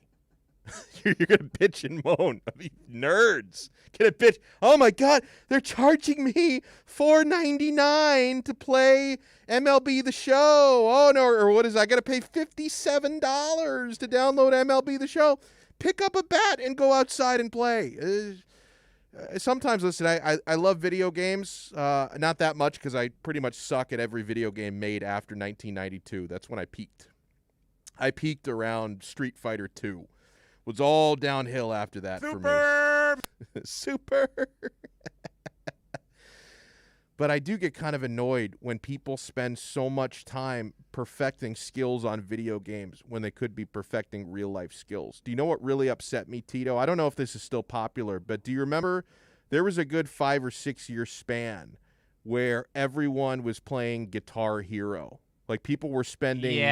People were spending. I tried to fight that trend. I tried, and then I gave in. But like people would spend 6-7 hours a day playing Guitar Hero, and 95% of those people couldn't actually play the guitar. So my argument always was like, dude, if you're gonna spend 6 hours a day playing Guitar Hero, you could be taking a 1 hour guitar lesson per week, and you could actually have a real life skill of being able to shred on the guitar. Instead, you're wasting your time matching up your fingers to colors that are timed on a video game screen. And at the end of the day, you can't even play the real guitar after doing that. It's insane. I'm fine with people pretending that they know how to play the guitar through Guitar Hero because there's always one guy at a party who thinks that that they're qualified to play their guitar for everybody. Oh, those people should be shot. You're right, yeah. Like, I'm not entirely convinced that those people should not be held to the fullest extent of the law and persecuted. Because, look, man, I'm at this I don't need to hear your music, dude. I don't care what cover you know great. So they're just trying to get laid. Yeah, right, and that's fine. There's so many other routes to do that, Donno. Right. There's so many other routes, okay? Here's one. Talk to a girl, all right? Yeah. There's one, okay? 2, you have a nice car? Show her that, okay? Like, no one else has to be, victimized by your crap guitar skills, all right? So that's why I'm okay with Guitar Hero fans, all right? If you want to play that and not, burn my eardrums with your crap guitar skills, please. I'm not saying you have to play at every party unannounced, but you could, you could practice in your garage. You could, you could if you get good enough, you can get a gig somewhere. You can play like in public. Let's establish reachable goals here. Let's do that. Just be able to do like a small little melody, right? Like what are these nursery songs that are like super easy to play on the guitar? I don't know. Like Mary there Had a you Little go. Lamb? Mary Had a Little Lamb. There you go. Learn that and then go from there. Fair enough. I was looking at a tweet today, and I got a little annoyed with Dolphins fans. And I'm not annoyed with the person who posted this, but more the responses. So Fins or Die on Twitter posted a poll today. He says, you woke up and you've teleported back to April 2020 with the knowledge you have today, knowing what you know, thinking what you think, your gut feeling. Who would you draft at number 5? Tua Tagovailoa or Justin Herbert? 71 point. I think it got up to 72%. At the time that I posted it in my notes, it was. I think it got past 72% voted for Tua, and 28% voted for Justin Herbert. Listen. I'm a Tua defender, and I want to see over the next 5-10 years Tua prove the doubters wrong, because I think Tua gets way too much hate. And even if Justin Herbert individually has a better career than Tua, I would much rather be the Dolphins than the Chargers, because I actually trust the people that are running the Dolphins organization. Like, I think the Dolphins could end up being a better team even if Tua is not the better quarterback. But at the same time, Tito, am I wrong for scoffing a little bit at Dolphins fans? Like, are you really going to say 72? Yeah. Like, everything you know today. Like, right. you watched all of last season. Oh, yeah. You watched the incredible year that Justin Herbert had. And even if you think that Tua was better than people give him credit for, just watching Justin Herbert, the kid was incredible last year. How can you look yourself in the mirror and say that if you know everything you know right now, 1 year later, you could go back in time, that you would still draft Tua number 5 instead of Justin Herbert. Yeah, I would be lying to you just if I being said a I homer. would. That's all that is. That's all that is. That's all just being a homer, and you don't want to admit that you might have potentially been wrong. Like I think it's okay to sit here and say, pre-draft, I think it would have been stupid to be like, hey, I think Justin Herbert's going to be a far better pro than Tua Tagovailoa. Would have been incredibly stupid. Right. Now with a year of a body of work, which, Tua didn't even really get a year. You got 9 If games. the Chargers had the 5th pick, they would have taken Tua. 100%. And I think that was communicated even by their coach, that they said that they took the best guy available. Yeah. Right? Not like, oh, this is the guy we wanted all along. Right. So for that, to me, that's where I kind of feel like, look, after a year, you want to make a decision or a proclamation about who you think is going to be better between Tua and Herbert, that's fine. But, we can all admit a little bit that the aspersions that were casted about Justin Herbert might have been a little bit off base. Yeah, no doubt. I mean, listen, one of the guys who did believe in him, and I'll give him credit for it. He's been wrong on a lot of other things, but Armando Salguero was really big on Justin Herbert. I don't know how he could have known that before last year, but listen, he was big on Herbert, and I'll give him credit for that, man. 844-416-8123. That's 844-416-8123. Texter wrote in, good afternoon to the man of the match crew. Donno, my top dipping sauces are number 1, honey barbecue sauce. Number 2, honey mustard. Number 3, blue cheese dressing. Amen to that. Number 4, ranch. And number 5, marinara sauce from Ron in Michigan. Now, marinara is an elite dip for mozzarella cheese sticks. I don't know if I would dip French fries or chicken tenders in marinara, but for mozzarella cheese, that's a go-to. We're going to talk with Omar Kelly from the South Florida Sun Sentinel. Talk a little Dolphins with Omar when we come back. And by the way, we got our man Abel joining the crew now. He's going to be taking over for Tito, so we'll welcome in the weekend over the next hour and a half with Abel with us here. Hey, start your morning every day at 8 a.m. with Toasted Sports. Toast covers all the local sports stories while providing some great Miami Hurricanes insight. Download, subscribe, rate, and review the podcast. Toasted Sports, 8 to 10 a.m. only at OnsideRadio.com. We'll be right back to the Man of the Match with Alex Donno. You can join us on the Onside Sports Line, 888-441-4623. That's 888-441-4623. You can connect with us at OnsideRadio.com by sending us a text at 844-416-8123. Save it on your cell phone, 844-416-8123. No better place to send your comments, ask questions, win prizes. OnsideRadio.com, the only choice for the South Florida sports fan. This Saturday, Inter Miami CF visits the Philadelphia Union at Subaru Park. And now Higuain trying to bend his run it behind. Flag is temporarily stayed down. Higuain is in at the square with Robinson. He'll square. Robbie Robinson has opened the scoring. The flag is stayed down. And Inter Miami are off and running in 2021. They lead the LA Galaxy by a goal to nil.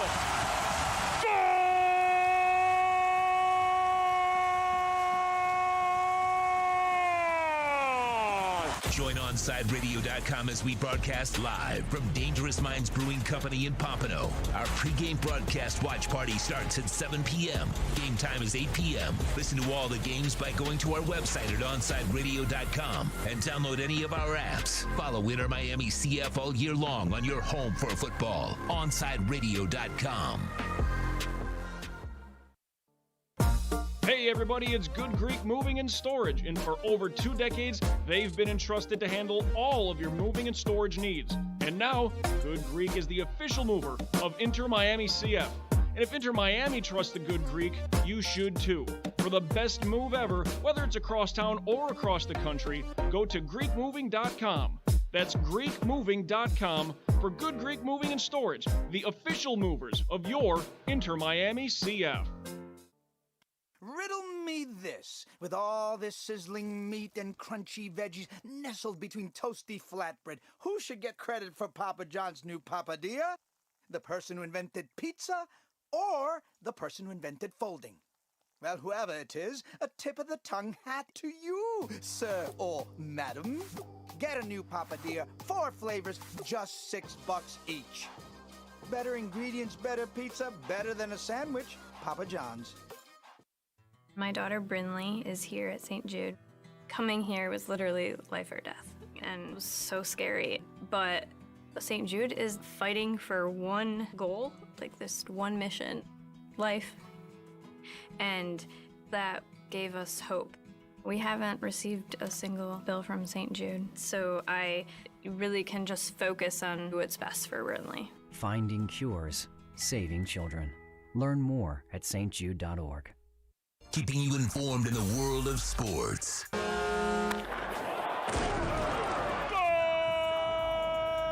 With an OnsideRadio.com sports update. Florida Panthers drop another game. They fall to the Carolina Hurricanes 4-2 last night. Carolina Hurricanes and Panthers will rematch again tomorrow night. Puck drop slated for 7 p.m. Panthers just below them in the Central Division. Miami Marlins dropped the first game of their series against the San Francisco Giants 3-0 last night. Game 2 is tonight. First pitch is set for 9:45. Sandy Alcantara is on the mound for the Fish. Miami Heat are back in action. They take on the Atlanta Hawks in Atlanta tonight. Tip-off is slated for 7:30. Heat won't have to go up against Trae Young as Young is out with an ankle injury. And folks, don't forget, tomorrow, Inter Miami CF travels to take on the Philadelphia Union. Join Big O and Alex Donno at Dangerous Minds Brewing for the pregame show starting at 7 o'clock. Stay and watch the match. And then at 8, Chris Whittingham, Thomas Rongan, and Fernando Fiore are on the call at 8 p.m. You can tune in right here on OnsideRadio.com. Onside Radio, the only choice for the South Florida sports fan. Brace yourself. You might not hear what you want. You can always expect Omar to keep it real, whether you like it or not. It's time for the EJDconstruction.com Miami Dolphins report with Sun Sentinel writer Omar Kelly. One, I never have had a hot take. EJD is your one-stop shop, custom home builder, and general contractor for residential construction. Call them 305-433-4843. Find them on Facebook at EJD Construction. Here's Omar Kelly with your Miami Dolphins report. It's Friday. It means we get that Friday honesty from Omar Kelly. Joins us on the EJDconstruction.com Miami Dolphins report. Omar Kelly, of course, does an awesome job covering the Dolphins and the NFL for the South Florida Sun Sentinel. Omar, we're almost there, man. We're limping to the finish line here, 6 days away from the NFL draft. Do you get tired of the pre-draft stuff? Like, are you excited for the draft to finally get here? Oh, no, this weekend is the worst. Really? This weekend, yeah, 'cause you know how I keep it with you, Donno. This weekend, every scout, every executive, every coach will get on the phone and talk to the prospects and tell them how much they love them and find out who's been calling them and what do they think of this team, what is this team saying about them. Every scout or executive who's got a media friend or another friend on another team, they'll be digging for information. They'll be exchanging information. They'll be lying to one another. They'll be trying to get things out into the media so that the media can write it.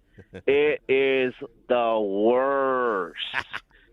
It ratchets up Monday, Tuesday, Wednesday, but this weekend is the big spread rumors weekend, and a lot of it is just bad information. So how do you fight that as a writer? Like, do you put anybody's info out? Do you try to distinguish? I think this person's for real. I think this person's a liar. Like, how do you filter it? You got to trust your relationships, number one. Like, I know the people who use me, and I know the people who never steer me astray. You know, there are times when I'll miss on a prospect or I'll have an evaluation on a prospect that doesn't completely tell the whole story. And the people that I trust will say, hey, go check out this game. Go check out this play. Or, hey, look for this. Like this week, my homework assignment was to look for Devontae Parker facing press, which is something that he will face in the NFL. He did not face it much in college. And those who make the argument, oh, well, LSU pressed him. I watched every second of every game they played the last 2 years. And, yeah, they were at the line of scrimmage, but a cornerback never touched him. They always gave him free release. And that's the difference with the NFL. I'm sorry. Yeah, you're going to have to put Devontae in motion, and you're going to do all kinds of gadget things to get him free. But Devontae, just as a flanker or a split end, you're not giving him free release. Right. So he's generally, you're basically saying, you know, he's generally, you know, there are questions about whether or not he can play on the line of scrimmage. And I'm hearing he might be in the teens. He might be taken in the teens. and I'm pretty certain that Waddle will be selected ahead of him. You know, and do you agree with that, Omar? Because it is interesting how every time we get like a new measurement for Devontae Smith, the guy gets smaller. I mean, he was. No, come on, Donno. I kept it real with you. I told you when he was weighed 170, he was lying. He's smaller than he's smaller than they tried to say. Yeah, of course. You think he's gonna give you the lightweight? Right. Like he weighed 170 after drinking 4 gallons of water, not taking a dump, weighted shoes. Like, yeah. I mean, but we know, like, let's be honest about it. Will he ever weigh 180 pounds in the NFL? No. But there are guys that have never weighed 180 pounds in the NFL. Chad Johnson never weighed 180 pounds in the NFL. Marvin Harrison never weighed 180 pounds in the NFL. I hate to make those kind of comparisons because they're huge comparisons. His issue isn't can he play in the NFL. His issue is going to be the same issue that Jakeem Grant has. The size lead to durability concerns. Am I going to have him available for 17 games a year? Right. The answer to that question is no. No. But the answer to that question with Devontae Parker is no. The answer to that question with Will Fuller is no. But now, because this process is about finding warts and telling you what's wrong with guys, we just pour gasoline on it and light it on fire, and then dissect it for 2 months, and then our team selects him, and then he's the best thing since sliced bread. At number 6, do you think there's a likelihood that Pitts and Chase could both be off the board, or would Cincinnati have to be insane not to take Penei Sewell because they really need to protect Burrow? How do you think the 4th, and the 5th pick will play out? I've said from the very beginning, this draft starts at number 4 for the Miami Dolphins, the Atlanta Falcons. If the Atlanta Falcons take Kyle Pitts, their draft is screwed. And not that it's screwed, not that it's not going to go good, but it's just not their dream scenario. And they'll be fine. They'll recover. But I think that they made that trade with the feeling that, and I've had this call, that Atlanta has to take a quarterback. And the person who made that call to me and explained why Atlanta has to take a quarterback, they're right. There's no better time to take a quarterback than when you don't need one. Oh, that's actually not a bad point. And will you ever be this high in a situation where you don't need one, have the patience to develop him properly? I think they make the selection at quarterback if Justin Fields is there. I'm not sure they make the selection if Trey Lance is there. I'm certain they don't make the selection if Mac Jones is there. So you understand? Yeah. Everything is contingent on what happens at 3. If Justin Fields is there for Atlanta, I think they take Justin Fields. If Trey Lance is there, I think they say, nah, we'll probably go with Kyle Pitts. If Trey Lance, that's kind of the way that I look at that situation. But in the worst case scenario for Miami, Pitts is gone, Chase is gone, and you're going to have to choose Waddle or Devonta Smith, and that's not a horrible situation.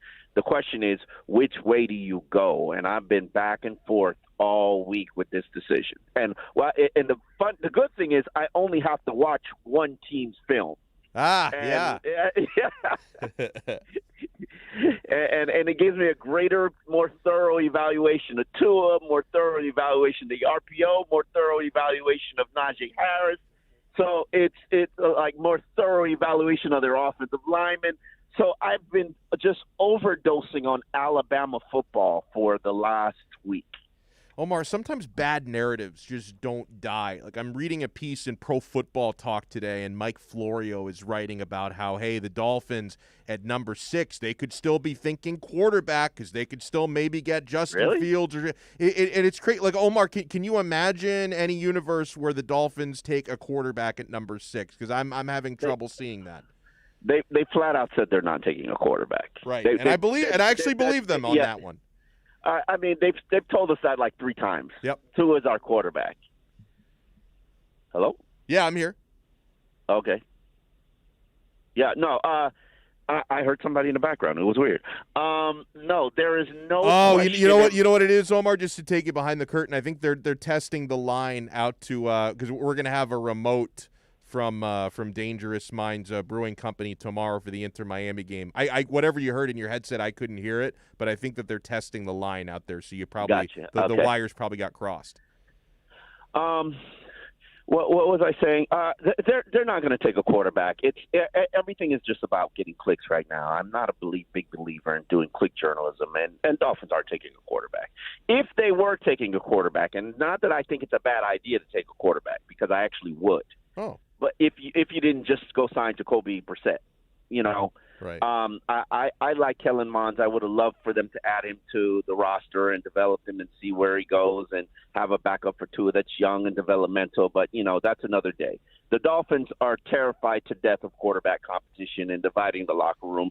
It's been their biggest fear since I've been covering this team since 2007, and they're absolutely allergic to it. So just end the discussion right there.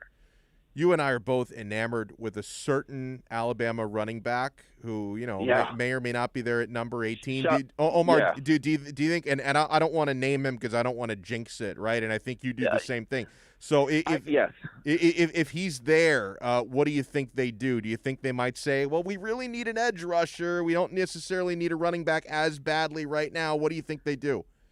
I think if there is a run on edge players in the teams, and we see guys like the kids and Joe Tryon and Kwity Payne and the Georgia linebacker and Zaven Collins, if you see them get snacked up quickly, I think the Dolphins might start to get panicked, and they might feel like, hey, let's try to take the best edge now. We can get the running back later. And they can get the running back later. It just won't be the same running back. I have been told by people in the NFL, and this is the first, that either the Dolphins are going to take Najee Harris, or the Pittsburgh Steelers are going to take Najee Harris. He's not getting out of the first round. Right, and Pittsburgh is at 24, I think.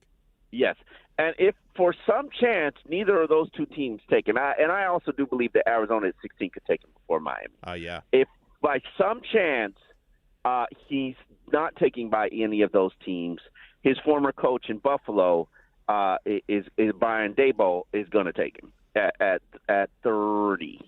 So listen, and I also believe there's a possibility that the Jets could take him in the first round with their second first round pick. If you think and you believe and you say that, running back shouldn't be taken in the first round. Okay, well, one's going to be taken in the first round. The question is, do you want him playing for you, or do you want him playing against you in the AFC? Because he's going to be in the AFC. And he's more than likely probably going to be in the AFC East. Your call, your decision. Make the call. I want him here. If he's going to be in the AFC, I want him on my team. I can say that. I am flat out threatening you. He is going to be in the AFC, and more than likely in the AFC East. Wow, okay. He's either playing Bring for him home. you. Bring him home. He's either playing for you, or he's bashing your head in for the Buffalo Bills. Your call. I want him playing what for you me. want to do. Chris Greer, I hope you're listening. All right, Omar, I got to ask you, it's Foodie Friday today. The topic for today is dipping sauces. You've either got French fries or you've got chicken tenders. What are your go-to dipping sauces, Omar? French fries or chicken tenders? I'm going to have to go with, a barbecue, maybe sweet chili. Ooh. Oh, I like the chili is a nice touch into that. I like that.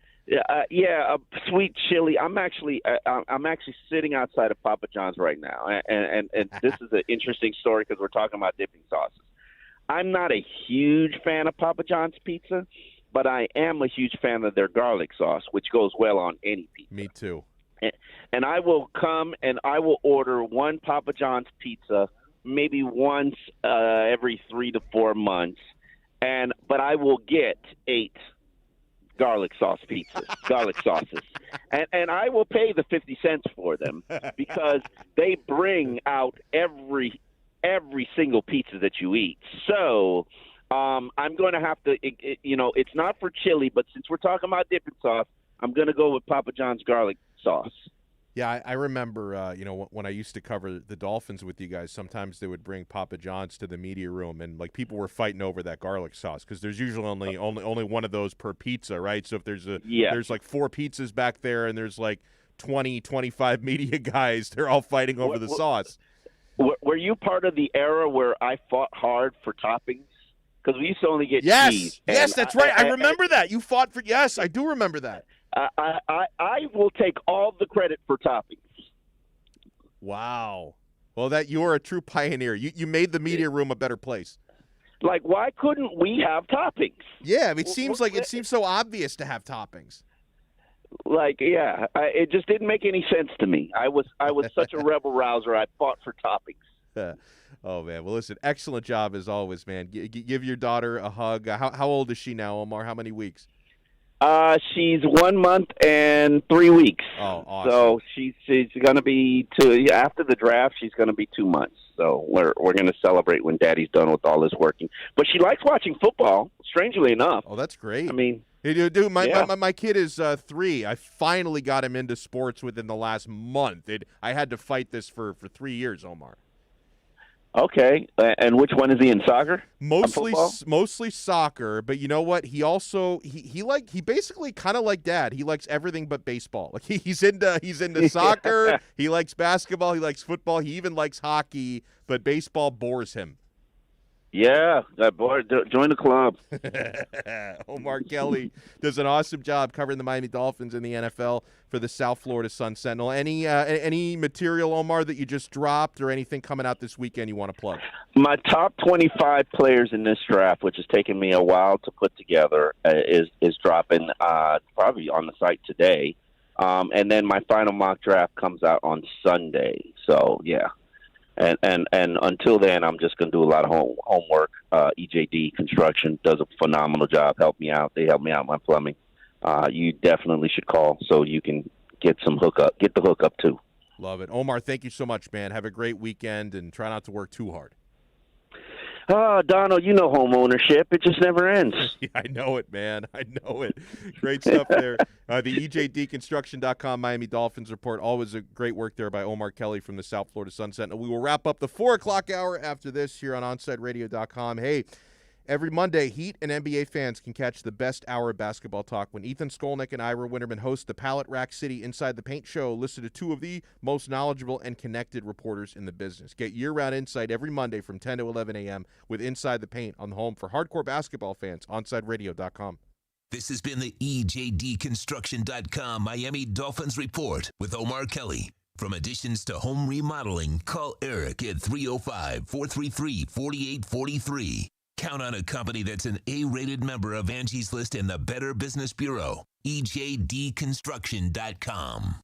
Join the Inter Miami family in 2021 by becoming a 2021 season ticket member. Enjoy enhanced access benefits and pricing not available to general fans. Visit intermiamicf.com/tickets for more information. Hey Panthers fans, Dave Dwork here with some awesome news. Every Saturday, I'm going to bring you the latest on everything to do with the Florida Panthers with Chirping the Cats Radio. Saturday mornings from 10 to 11 a.m., we'll dive into the state of the team, recap games, and hear from past and present Panthers players, and plenty of other great hockey guests too. Got questions about the Panthers? Call or text the show and we'll break it down. Don't miss Chirping the Cats Radio, Saturday mornings from 10 to 11 a.m., only on OnSideRadio.com. You're listening to OnSideRadio.com. Catch up anytime by downloading the MyTuner Radio app. OnSideRadio.com, South Florida's true hometown station. Inter Miami CF, your official furniture and mattress store, is here. City Furniture is your #1 home source for the trends you want at the prices you'll love, including exclusive City Furniture collections, the widest selection of styles, affordable home accents, mattresses starting at just $99 and more. Create the home of your dreams fast with next-day delivery, plus get 60 months special financing with no down payment. Because City Furniture is here to make it easy so everyone can live life like this, visit cityfurniture.com. If you missed On Side Zone with Big O, you missed. Wasn't there another boy band like 98 Degrees for 99 American degrees. pop and R&B vocal group consisting of 4 vocalists. It is Jeff night. Timmons, brothers Nick and Drew Lachey, and Justin. Yeah, Nick Lachey, that's right. Nick Lachey. So it was 98 degrees, right? There you go. How about that? Did you know I was the boy band expert, by the way? Onside Zone with a big O from 12 noon to 3 p.m. every weekday on OnsideRadio.com. You're listening to the station with more live and local sports talk than anyone else in South Florida. OnsideRadio.com. Broadcasting from South Florida to the world. Can I get a captain? Captain and what? Captain and Ginger. I can't hear you. Captain and Ginger. He was a captain and Ginger. Captain and Ginger. He was a captain and Ginger. Captain Morgan, official partner of Major League Soccer. Welcome back to the Man of the Match with Alex Donno. You can reach out anytime on the Onside Sports Line, 888-441-4623. That's 888-441-4623.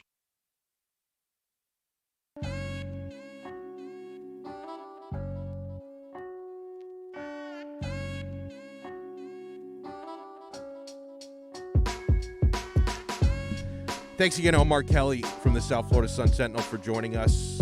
Huge thanks, by the way, to everyone who's been texting us at 844-416-8123. Our good pal Marla has been texting us today. What's our friend's name from Michigan? Ron in Michigan has also been texting, and thank you so much. And we have Tony 2 times is now aboard in the YouTube chat. Tuttle Army is in. He says, I love the Alabama running back, Najee Harris, as well, but 18 is too early.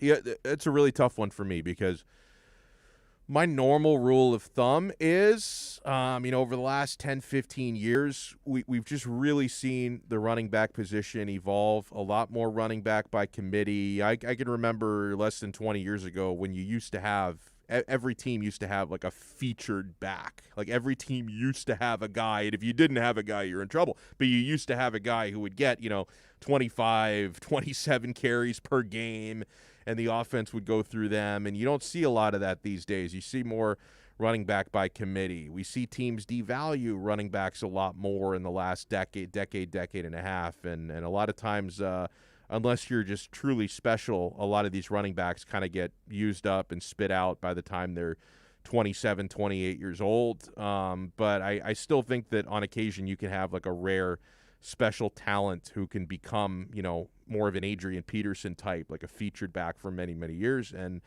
maybe I'm just drinking the Kool-Aid too much because Alabama was so incredible last year. But I think that Najee Harris can be that type of guy. I mean, one of his predecessors there, Derrick Henry, we see what he's doing in the NFL. Like I see, to me, I think Najee Harris is more the exception than the rule. To me, that looks like a running back where I can break my no running back in the first round rule for, because I think he's good enough to be more of a featured back and a real offense changer. But I don't have a great read on what Chris Grier thinks about that. I mean, we all have a pretty fair assumption that they're going to be looking for a pass catcher with their first round pick, the number 6 pick. We all and Grier has not stated this straight up, but we all have an idea that they're going to be looking at Kyle Pitts or one of those wide receivers at the 6th pick. Number 18 is a mystery. Like number 18 is a total enigma. They could go in so many different directions there. And it may not even be on the offensive side of the football. They could go edge rusher. And I liked what Omar said, that if there's a run starting on edge rushers, the Dolphins may say, we've got to get our guy now. And we can get a running back later. And he's right. There's going to be some good running backs available in the 2nd or 3rd round. I really rate Javonte Williams from North Carolina. If you can't get Najee Harris in the 1st round, or if you decide not to get him in the 1st round, there's some good consolation prizes out there that you can get a little bit later in the draft. So I don't have a good read on what Chris Grier is thinking of doing there. But personally, if you're asking me my opinion, I think Najee Harris is special enough that you can make the exception of taking a running back in the 1st round for him. We're going to get the 5 o'clock hour kicked off here. 5:20, we're going to talk some soccer with Frank Crivello from the Serie A sit-down. Going to talk some more football, though, when we come back. I was inspired by some chatter around the internet today. I'll give you my short list of Miami Hurricanes newcomers that I think could really bust out and have big years this year. A newcomer could be a transfer portal guy. Newcomer could be a freshman, true or redshirt that you haven't really seen a whole lot of. The redshirt guys could play a few games last year, but newcomers that can make a big impact on the Canes. We'll talk about that and more when we come back. Hey, Saturdays from 1 to 3 p.m., baseball fans can go deep into the count with Alex Aguirre and Christian Chase. Catch the show that talks Marlins and all the big stories in the major leagues every Saturday from 1 to 3 p.m. Seamheads have a new home. Listen to Deep Into the Count exclusively at OnSideRadio.com. We'll be right back to the Man of the Match with Alex Donno. You can join us on the Onside Sports Line, 888-441-4623. That's 888-441-4623. You're listening to OnSideRadio.com. Catch up anytime by downloading the Radio.net app. OnSideRadio.com, South Florida's true hometown station. Hey everybody, it's Good Greek Moving and Storage, and for over 2 decades, they've been entrusted to handle all of your moving and storage needs. And now, Good Greek is the official mover of Inter Miami CF. And if Inter Miami trusts the Good Greek, you should too. For the best move ever, whether it's across town or across the country, go to GreekMoving.com. That's GreekMoving.com for Good Greek Moving and Storage, the official movers of your Inter Miami CF. Miami Dolphins fans can always count on the best coverage at OnSideRadio.com. Every week, keep up with your favorite team as Dolphins writer Omar Kelly joins us with exclusive reports. And when news breaks, catch the EJDConstruction.com Miami Dolphins report on the home for Dolphins fans everywhere, OnSideRadio.com. You're listening to the flagship station of Inter Miami CF, OnSideRadio.com. Follow us on social media at OnSide Radio. Welcome back to the Man of the Match with Alex Donno. It's all yours. Just keep it right here. You can reach out anytime on the Onside Sports Line, 888-441-4623. That's 888-441-4623.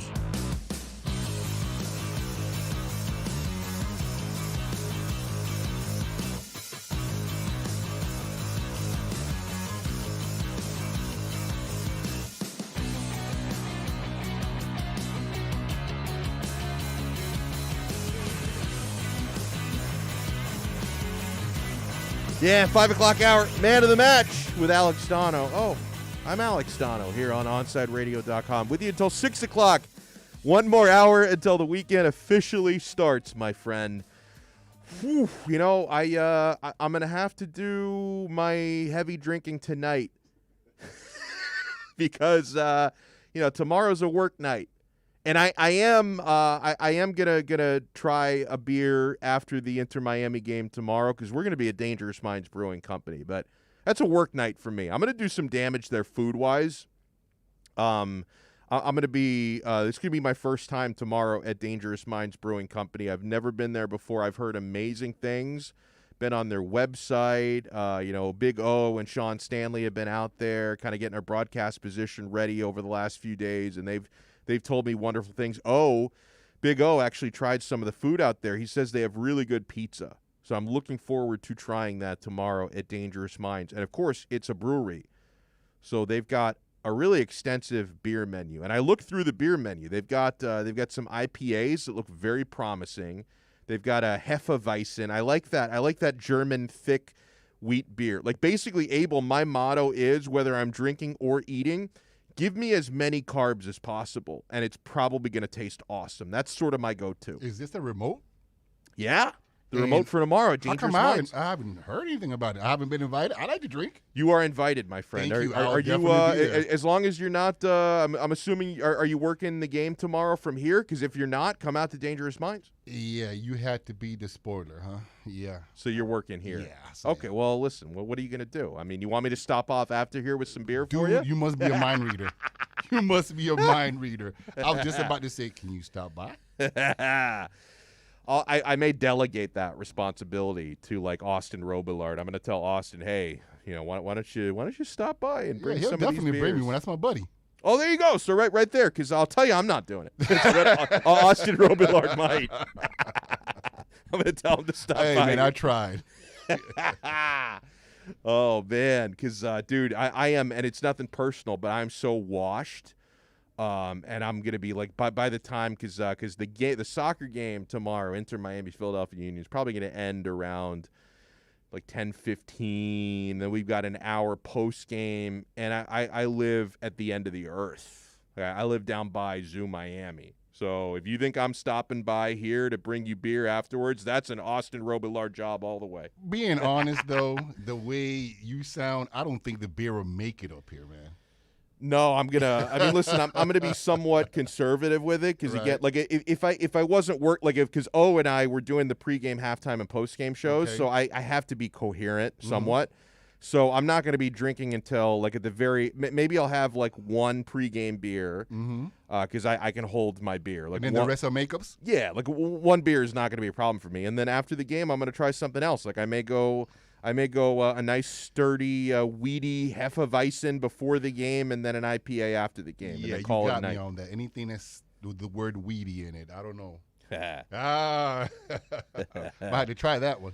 Yeah, it's going to be a real fun time, and we encourage all the listeners to come out. We got a few events coming out within the next week because we have Dangerous Minds tomorrow. That's for the Broward County crowd. Or hell, you don't. I mean, listen, I make the drive from Dade to Broward all the time. It'll be worth it.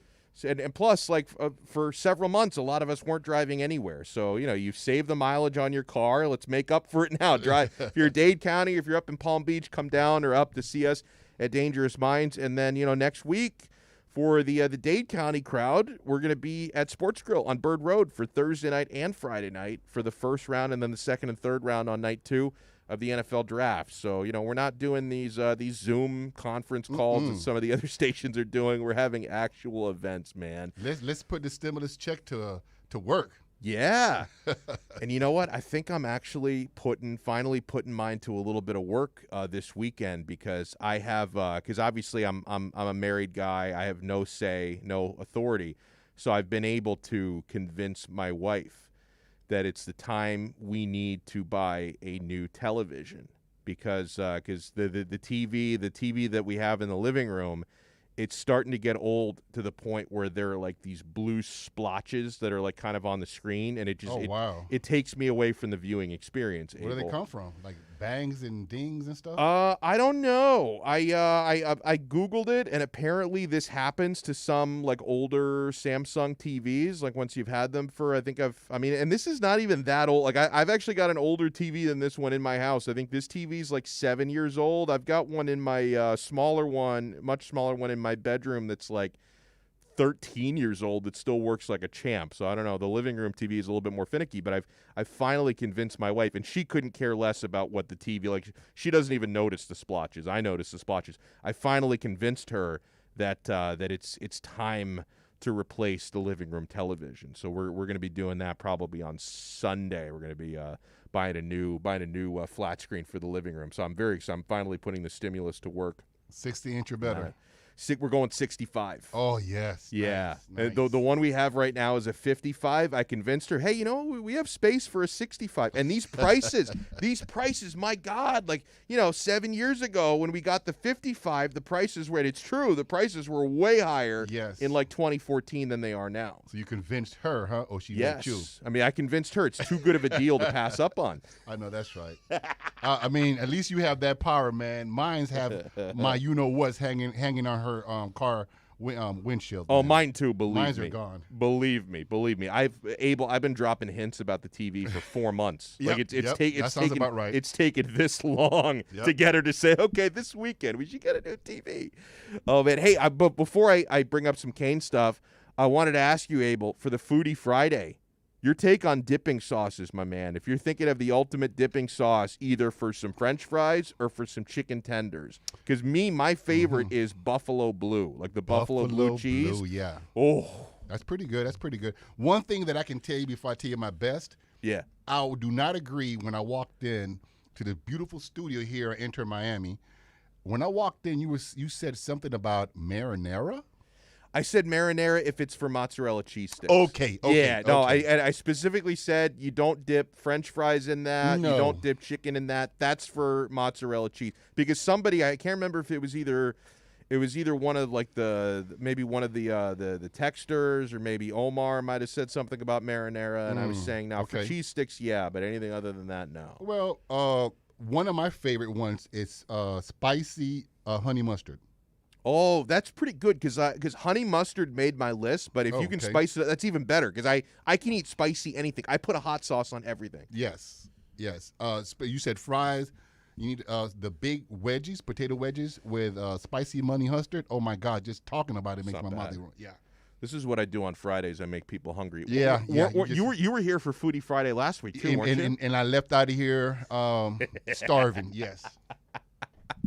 You know, it's funny because a little earlier in the YouTube chat, people were confessing like how much weight that they've gained since the start of the pandemic. Because like when we're getting back to our lives like little by little here now, but like for like the first several months, a lot of people, and some people were working. God bless you, who were able to work and get out of the house and stuff, but.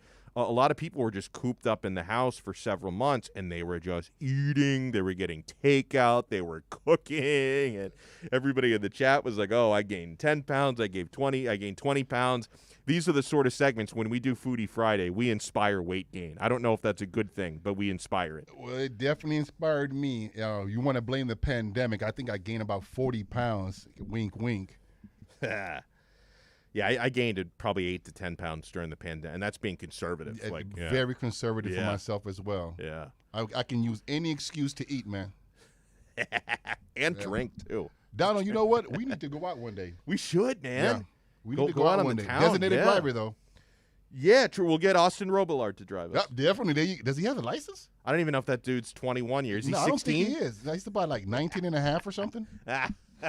We're going to get him to drive us around. He's going to be our Uber driver. Bring me the beer and drive us around. Oh, man. So, I've been thinking about this since, the University of Miami spring game was last week. I'm going to focus more on the offense, and maybe another day we'll talk more about the defense. But I looked at a piece this morning from InsideTheU.com, and they threw out some names. I'm throwing out some different names on which Miami Hurricanes newcomers will break out this coming season. I know we're still a long ways away from September 4th.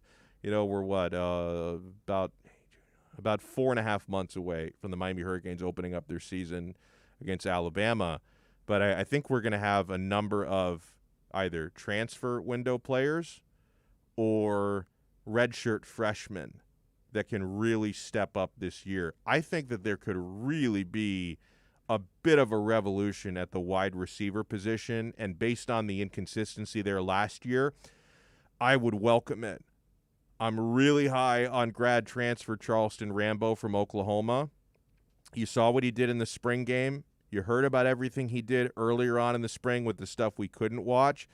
This guy looks and sounds like a leader both on and off the field. I can remember Rambo talking to the media a couple weeks ago saying, hey, when I got here, there was a lot of stuff we weren't doing in that receiver room, and we're doing it now. So, anytime you bring in a successful player from a very successful offensive program like Oklahoma, and he can help you maybe share some of the trade secrets that came out of that receiver room. And hell, maybe he's learning some stuff from Miami. Maybe Miami can learn some stuff from him. So I think Charleston Rambo is going to be an incredibly valuable asset, both on the field as a dominant receiver and as a leader off the field. I think he's going to have, we remember a transfer receiver a couple of years ago in KJ Osborne having a really nice year. I think Charleston Rambo is going to be even better and have a significantly greater impact. I think he's going to be really good. I like a pair of redshirt freshmen at receiver as well. Keyshawn Smith seems primed to have a big year. And Xavier Restrepo. We got a nice taste of that in the spring game. He had some great catches, especially the one where he was able to get the foot down in the corner of the end zone. Remember, you only need 1 foot in college. He got it down, made a beautiful catch. I think that people like Keyshawn Smith, Xavier Restrepo, Charleston Rambo, they're going to make us forget about some of those frustrating drops last year that we got from a couple guys who are still in the program. So I hope they can redeem themselves. But D. Wiggins and Mark Pope had so many frustrating drops and moments last season. Of course, I want to see both of those guys do better, but I think we're going to rely on them a little bit less because I think we have a handful of receivers through the Hurricanes who could really step up this year. And sticking on the offense, obviously I love the running back position. They have a pretty established rotation there, so I want to focus more on tight end.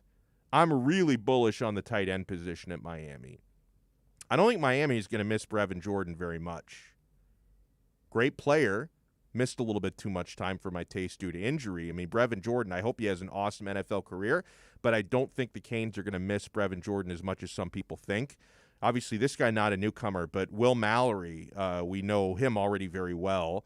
I think he's ready to dominate. You just think about the touchdowns Will Mallory had last year that were called off, and the potential that he has to be a game breaker. And I think that a newcomer in the tight end room who's going to have a big impact is freshman Elijah Arroyo, true freshman, early enrollee. I think he's going to see the field a lot because I think he's going to be too talented to keep off the field. This guy's 6'4", 220 pounds. He can still add even more lean muscle to his frame. Like I think coming out of high school, he was 210. He's already gotten up to 220, and he's not adding body fat. He's adding muscle. This guy has elite hands, great red zone ability. He's got speed to pick up yards after the catch and to burn some defenders. When we always talk about great tight ends, receiving tight ends, we tend to talk about mismatches, right? Guys that are, too fast for the linebackers and just too big and too skilled for the defensive backs to pick up on. And I think Elijah Arroyo could be that type of player. So those are a couple of areas on the field where I think De'Ara King is going to have a lot of weapons to throw the football to. And I said it before, I'll say it again. Nick Saban better hope De'Ara King is healthy for that opener.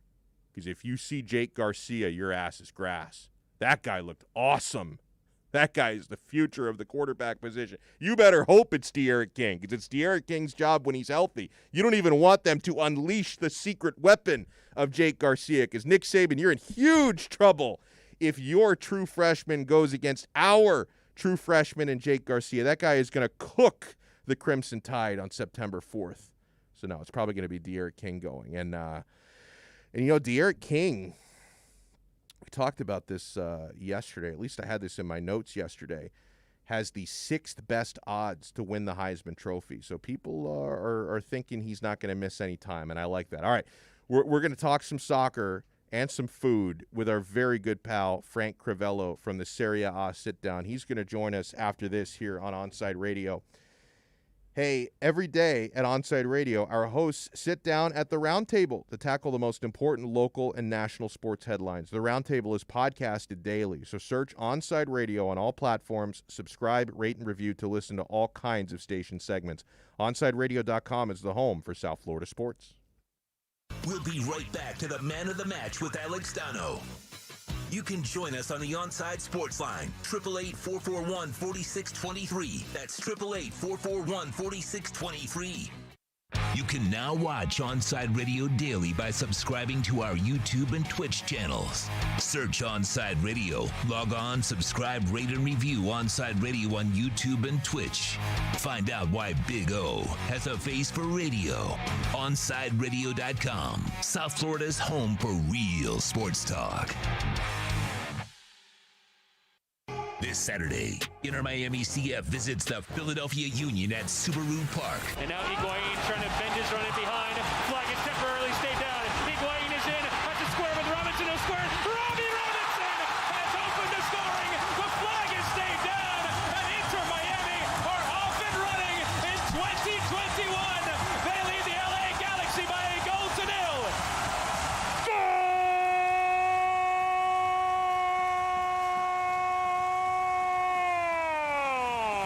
Join OnsideRadio.com as we broadcast live from Dangerous Minds Brewing Company in Pompano. Our pregame broadcast watch party starts at 7 p.m. Game time is 8 p.m. Listen to all the games by going to our website at OnsideRadio.com and download any of our apps. Follow Inter Miami CF all year long on your home for football. OnsideRadio.com. Inter Miami CF, your official furniture and mattress store, is here. City Furniture is your #1 home source for the trends you want at the prices you'll love, including exclusive City Furniture collections, the widest selection of styles, affordable home accents, mattresses starting at just $99 and more. Create the home of your dreams fast with next-day delivery, plus get 60 months special financing with no down payment. Because City Furniture is here to make it easy so everyone can live life like this, visit cityfurniture.com. I'm Ryan Seacrest. First responders are people who stand for a greater purpose. They will be there for you when nobody else is, to help you, your family, your community. This is their selfless promise. This is their sworn duty to protect, to serve, to help. They put themselves in harm's way for us. They come to the rescue at times when we need them most. First responders are making enormous personal sacrifices to keep showing up for us and fighting the good fight. Nearly 70% of all firefighters are volunteers. That means when they get injured or quarantined, they may not have a way to pay their rent or keep their family safe and fed. No matter who you are or where you live, when you call 911 and ask for help, first responders show up. Now, let's show up for the people who show up for us every day and every night. Go to firstrcf.org and make a difference today. You're listening to the station with more live and local sports talk than anyone else in South Florida. OnSideRadio.com. Broadcasting from South Florida to the world. You're listening to OnSideRadio.com. Catch up anytime by downloading the MyTuner Radio app. OnSideRadio.com. South Florida's true hometown station. Welcome back to the Man of the Match with Alex Donno. Check this out. You can reach out anytime on the Onside Sports Line, 888-441-4623. That's 888-441-4623.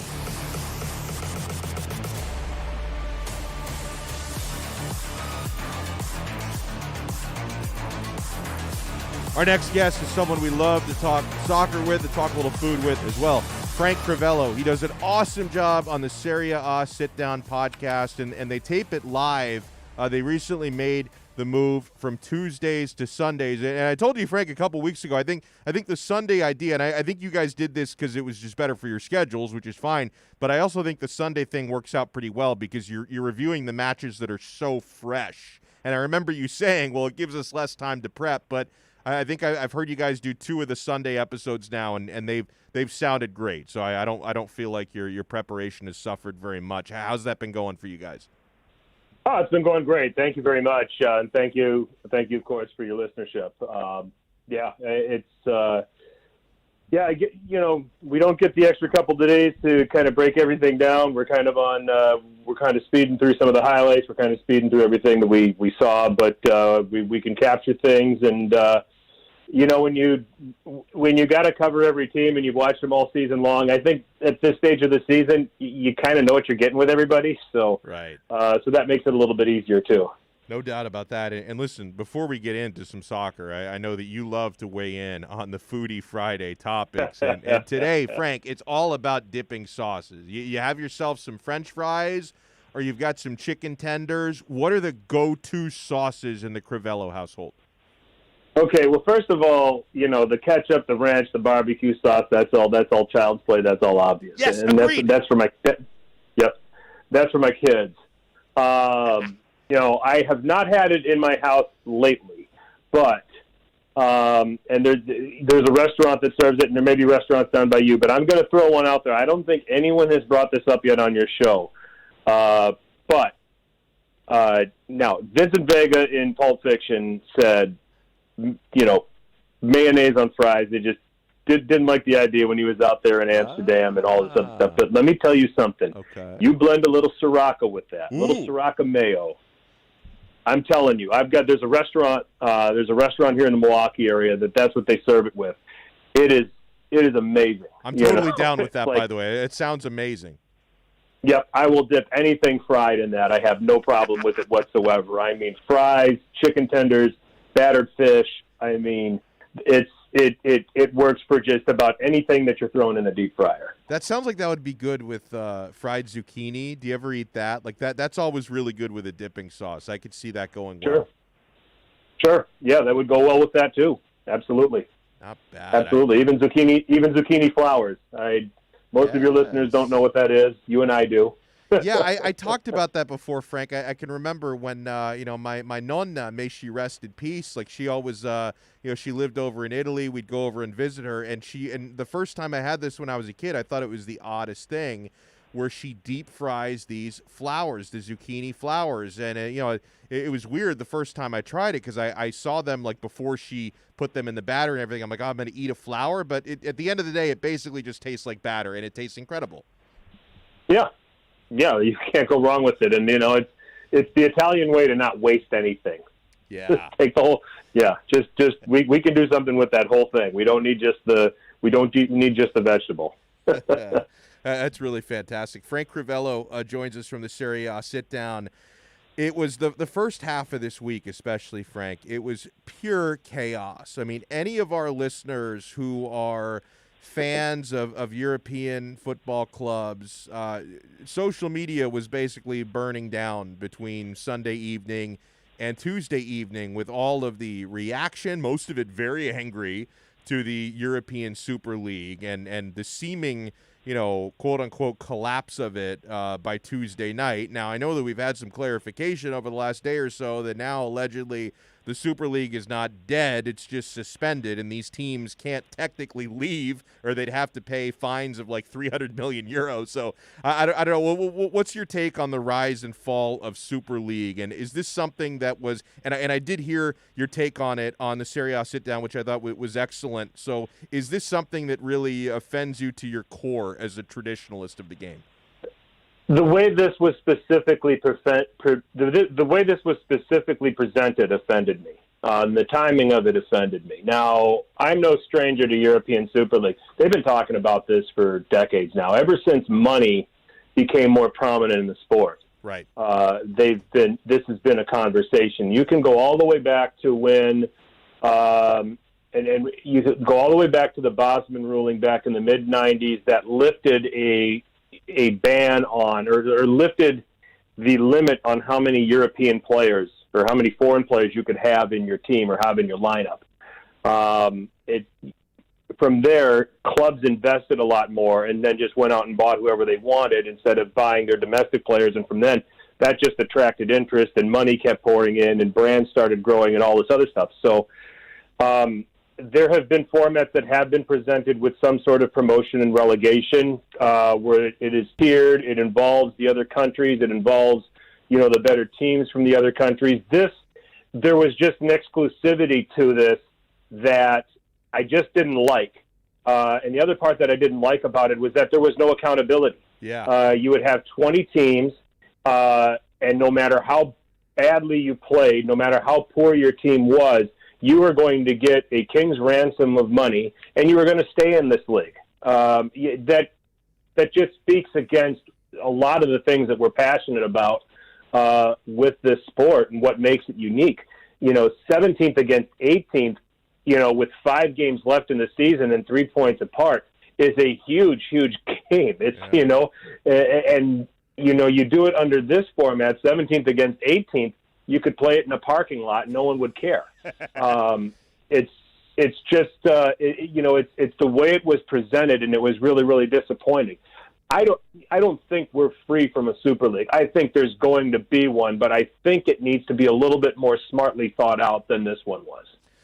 Yeah, honestly, and listen, I'm sure that there are reasons why they didn't want to present it this way because, like you said, these clubs basically want to become franchises. They want no threat of relegation because they don't want to mess with the revenue. But I feel, Frank, that if they could have come up with something that was a lot more similar to what Champions League already is, but basically just cut UEFA out because I despise UEFA. So I can completely understand. I can understand the motivation for these clubs to want to cut them out because they are incredibly greedy, historically corrupt, and they take a ton of money despite the fact that they're not really the ones investing in Champions League. It's the clubs that are investing in it. So, like, don't you think that if the Super League, I think, can be tweaked because if it like the way that this rose and fell so quickly, the lack of self-awareness, I think, from these owners was pretty shocking that they didn't realize it would be received so poorly. So I almost kind of wonder if they're going to now look at that Sunday rollout as almost like a beta test on how to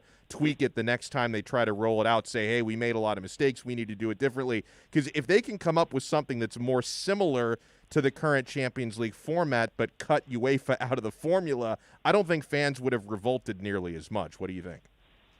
I tend to agree with that, yes. I would need to get used to, and Jurgen Klopp made an excellent point, Liverpool's manager.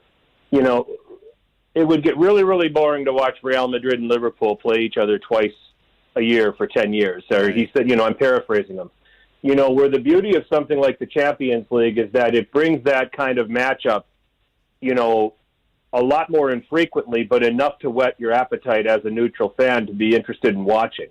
I don't think you're going to have as much of an interest in it as a neutral fan watching a game like that if they're playing against each other so much more often. So they've got to figure out a way, to do that. As far as the, UEFA thing, between Super League and UEFA, I said on Twitter earlier this week, I said, these guys, it's like,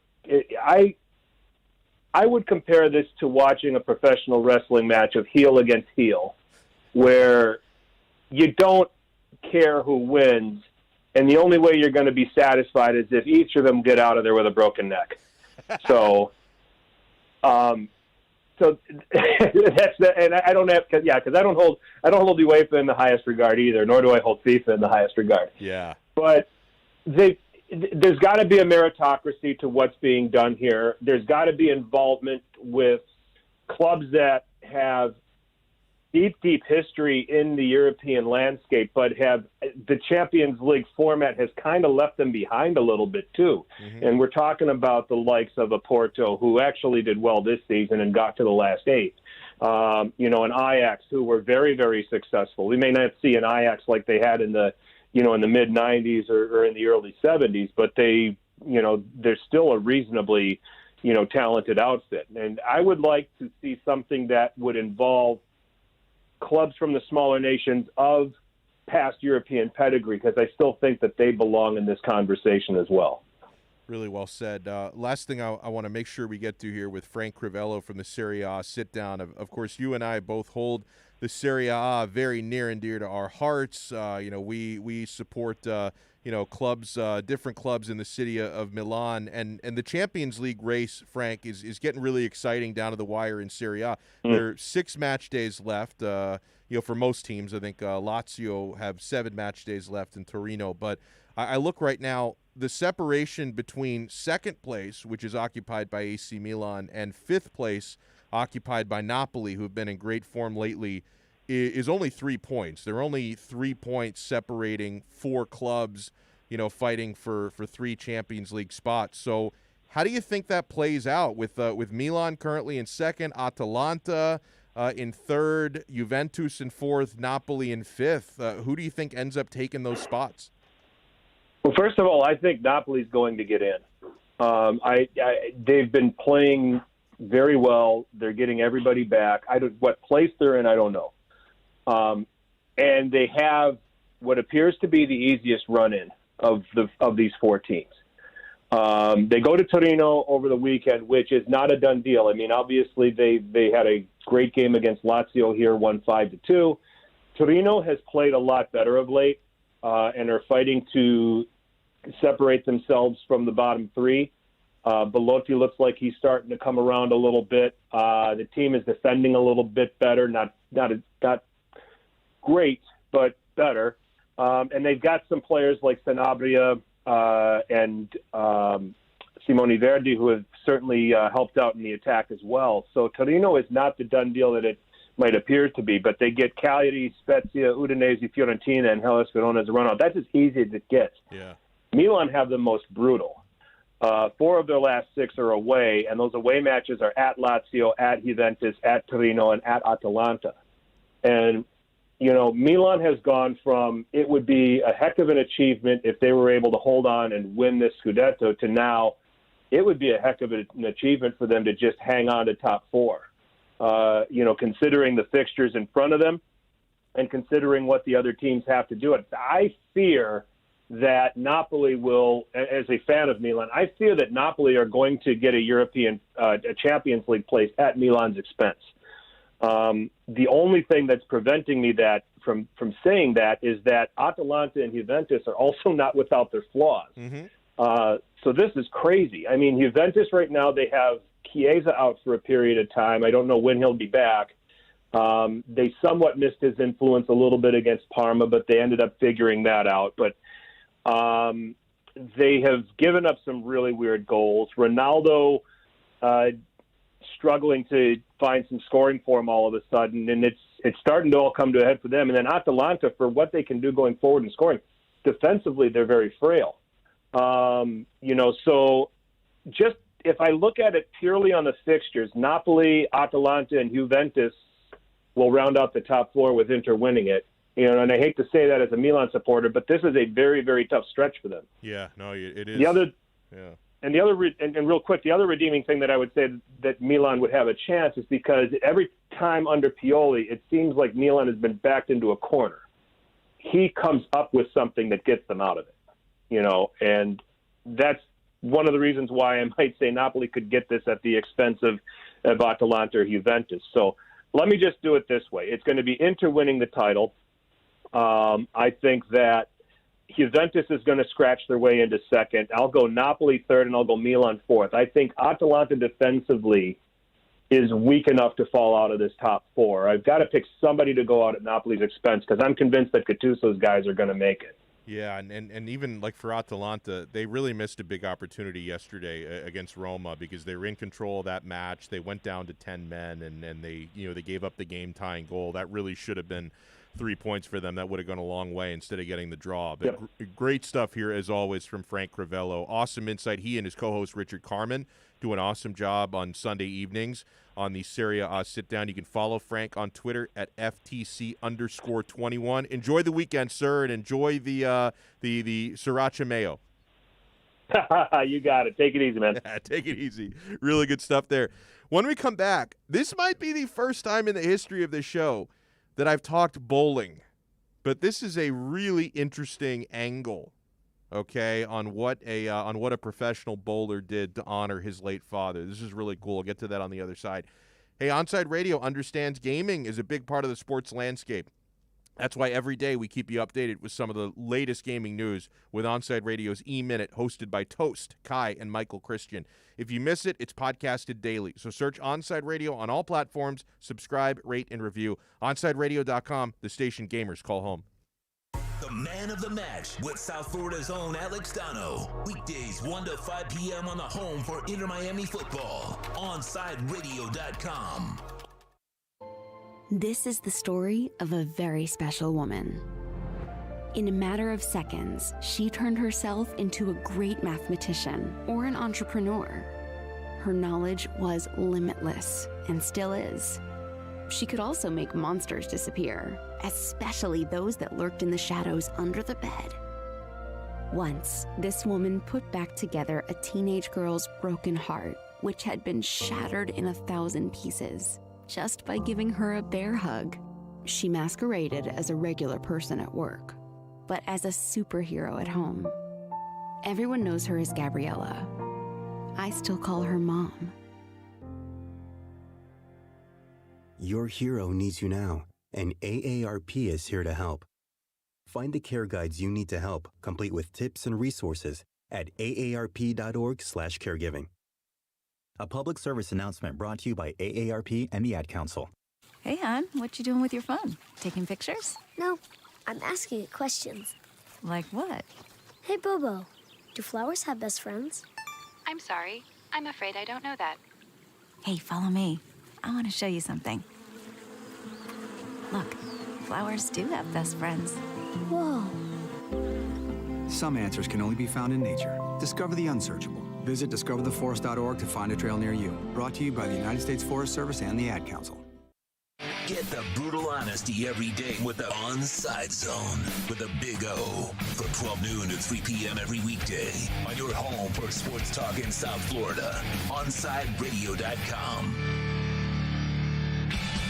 You're listening to the only sports station in South Florida that likes to take your calls. 888-441-4623.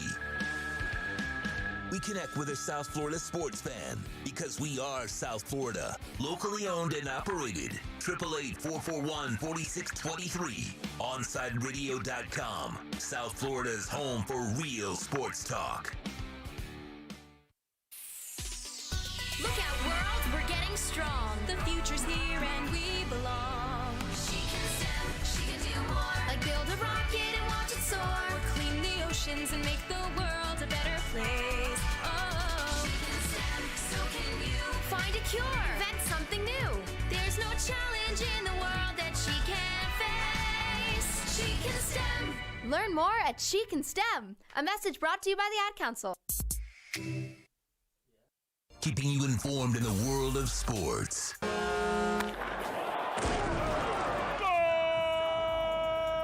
With an OnSideRadio.com sports update. Good afternoon, everyone. Good afternoon. This is Double A with Onside Radio Sports Update. The Florida Panthers lost last night 42 to Carolina Hurricanes.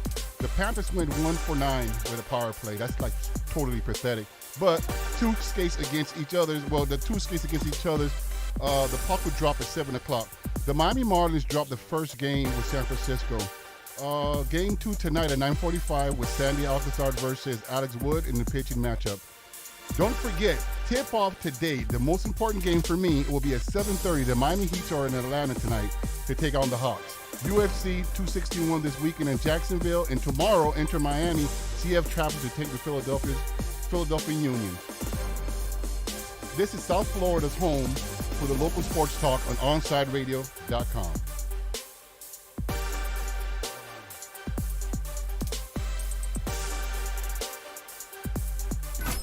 You're listening to OnSideRadio.com. Catch up anytime by downloading the MyTuner Radio app. OnSideRadio.com, South Florida's true hometown station. Welcome back to the Man of the Match with Alex Donno. You can reach out anytime on the Onside Sports Line, 888-441-4623. That's 888-441-4623. In that case, no more pussyfooting around. Come, let's fight.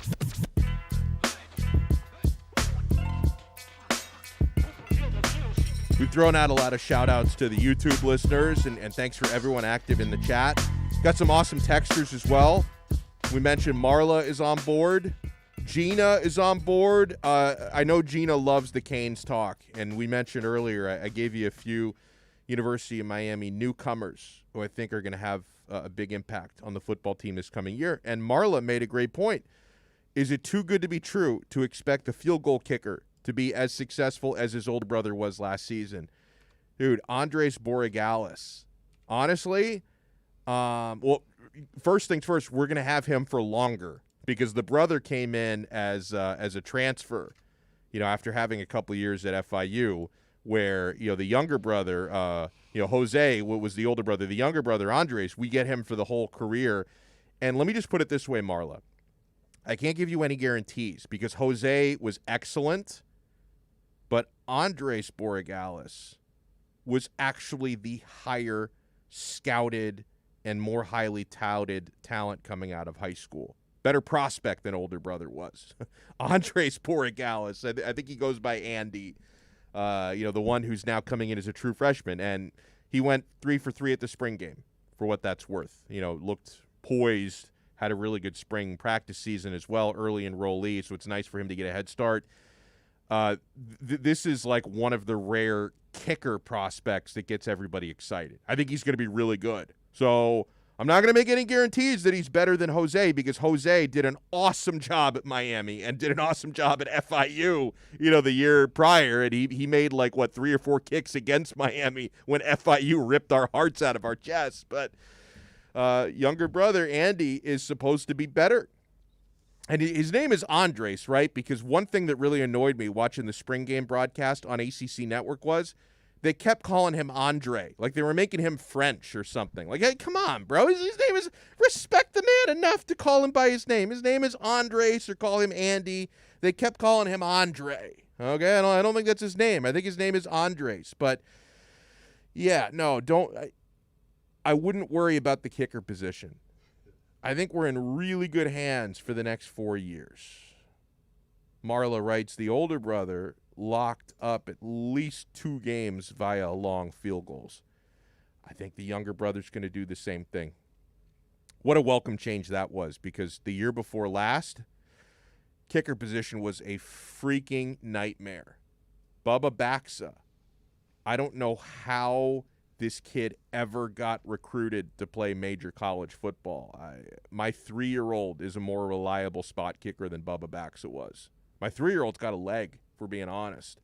We also gave Camden Price some run. There was like another kicker whose name escapes me that got some kicks 2 years ago, and nobody could make a single kick. It was disgusting. Like I know people always rag on college kickers, but at least like a decent college kicker can make some extra points. Miami couldn't even do that 2 years ago. So Jose Borregales was a savior, and his younger brother Andres, I think, is going to be potentially just as good, if not better. So I wouldn't worry about kicker whatsoever. But I'm really glad you brought that up, because when I talked about newcomers who I thought would make a difference, I talked about, Charleston Rambo, I talked about Keyshawn Smith, Xavier Restrepo, Arroyo, the tight end, who I think is going to be really good. I didn't mention kicker, and I think on Monday we'll talk a little bit more about the defensive players, newcomers who can make a difference. But I was focusing on offensive players. I could have also focused on kicker. I know that's a special teams guy, but the kicker scores a lot of points.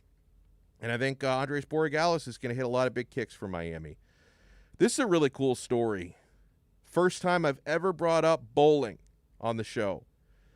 Following the death of his father, John Hinkle Sr., may he rest in peace, his son, John Jr., a 2-time NCAA bowling champion, laced up to play one of the luckiest games of his life on April 12th. Using a ball that had been custom-made with the ashes of his late dad, the 39-year-old Western Illinois University bowler. I'm guessing former, because is he still in collegiate bowling at 39? I'm guessing they mean former. But I'm not going to judge the guy if he's like a middle-aged. If he's getting his education late in NCAA bowl, I'm not going to judge him. The 39-year-old Western Illinois University bowler set out to bowl the perfect game as tribute, bringing his brother Joe with him to their hometown alley, Landmark Lanes in Peoria, Illinois. After the elder Hinkle died in 2016, John decided to honor his father by having the thumb hole of his ball filled with his dad's ashes. And they note his 2-hand technique allows for only 2 fingers in the ball, so I guess he doesn't use the thumb. Quote, I was talking to my brother, and I told him, I'm shooting a 300 with this ball. Hinkle, a Peoria Public Schools counselor, told WMBD-TV. And Joe said, do it. So John Hinkle Jr., an NCAA champion bowler, had the thumb hole of his bowling ball filled with his father's ashes, as his 2-handed technique requires only 2 fingers, and he bowled the perfect game. How cool is that? I mean, one game, that ball with his father's ashes in it, tribute to his late dad, and he goes out there and bowls that's an incredible story, man. That is an incredible story. I mean, his father being a pro bowler meaning not an NFL pro bowler, a pro bowler. His father being a former pro bowler, and the son doing a tribute like that with the ashes in the ball, rolling a perfect game. It's like something from a movie. I think that's really, really cool. Like, what a great send-off for Pops. It's almost like he had, like, the spirit of Pops guiding his ball down the lane, Abel. I think that's a really, really neat tribute to the father for him to be able to do that. Yeah, that's a real cool story you just said, like one in a lifetime story. That was like, I thought you actually was going to say something hilarious, and that's why. Yeah, But once you got to the heart of the story, that's a pretty cool story. I don't think I've ever bowled over like maybe like a 130. I never had a great bowling technique. Like honestly I was happy to break 100. Like if I broke 100, I'm like, all right, I've done my job. Yeah, I've been bowling more for fun. I really don't know my score. I'm pretty good though. Good for you. I'm pretty good. I mean, I don't know. At that time, I didn't know how to take score, but you got to get the lanes where it like keeps score for you, because I don't know how to do the math, because then you have to, like, when you bowl a strike, it like you got to carry a 1. It's like it's all a mess. Yeah. Well, one time I remember I hit like 8 strikes in a row. No way. Yeah, dude. Yeah, 8 strikes. I'm pretty good at it. That's incredible. I didn't know what I was doing. That's good for you, man. I always had this weird thing when I'd go bowling, because like 99% of the population, because unless like, if you bowl every day, whatever, you're a different breed. But like for those of us who bowl like maybe every few months or a couple times a year, most people will have kind of a shitty game the first game that they bowl, and then they'll kind of warm up, and then the second game, if you play 2 or 3 games, you get better. For some reason, I can step on a bowling alley, not having bowled for like 15 months, and I'm going to bowl a decent game my first game, and then if we play a second and third game, I'm going to suck. I'm weak, because like my technique somehow gets worse the longer I'm on the alley. It's very strange. A couple things to get to on the other side before we wrap it up, including my pick for the main event of UFC 261 coming up on Saturday. So we'll have that and more coming for you next. Masvidal. I'm going to disappoint you if that's your pick. Hey, over the last 30 years, South Florida fans have always been able to count on one radio show that gives you the brutal honesty you need. Orlando Alzagari in the Onside Zone. That's daily, noon to 3 p.m., exclusively at OnsideRadio.com. The man of the match with South Florida's own Alex Donno. Weekdays 1 to 5 p.m. on the home for Inter Miami football. OnsideRadio.com. Look out, world, we're getting strong. The future's here and we belong. She can STEM, she can do more. Like build a rocket and watch it soar. Or clean the oceans and make the world a better place. Oh, she can STEM, so can you. Find a cure, invent something new. There's no challenge in the world that she can't face. She can STEM. Learn more at She Can STEM. A message brought to you by the Ad Council. Ashiro's work is never done. You care for the house, the kids, and our future. We're so grateful for all you do. Now, it's time to care for yourself and save a little more for retirement. A free 3-minute online chat can give you the personalized tips you need to boost your retirement savings now. Visit aceyourretirement.org today. A public service announcement brought to you by AARP and the Ad Council. Parents, we know we can't protect our kids from everything. Eventually, they're going to bump their heads or scrape their knees. But we can protect them from 6 types of cancer. HPV, or human papillomavirus, is a common, preventable virus that can cause cancer later in life.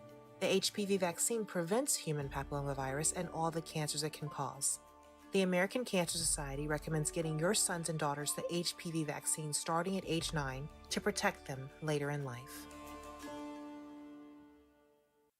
This Saturday, Inter Miami CF visits the Philadelphia Union at Subaru Park. And now Higuain trying to bend his run in behind. Flag is temporarily stayed down. Higuain is in. Has to square with Robinson. He'll square. Robbie Robinson has opened the scoring. The flag is stayed down. And Inter Miami are off and running in 2021. They lead the LA Galaxy by a goal to nil.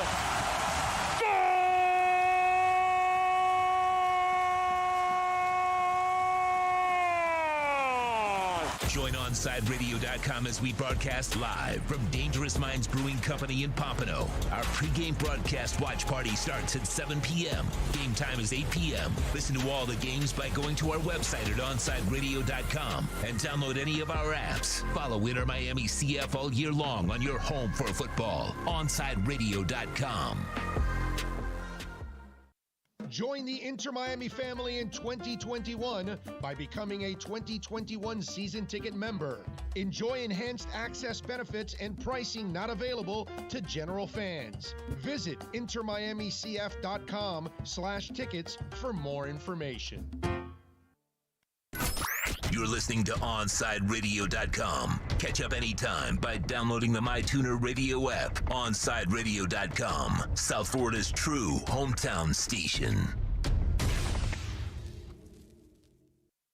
You're listening to this station station with more live and local sports talk than anyone else in South Florida. OnSideRadio.com. Broadcasting from South Florida to the world. Welcome back to the Man of the Match with Alex Donno. You can reach out anytime on the Onside Sports Line, 888-441-4623. That's 888-441-4623.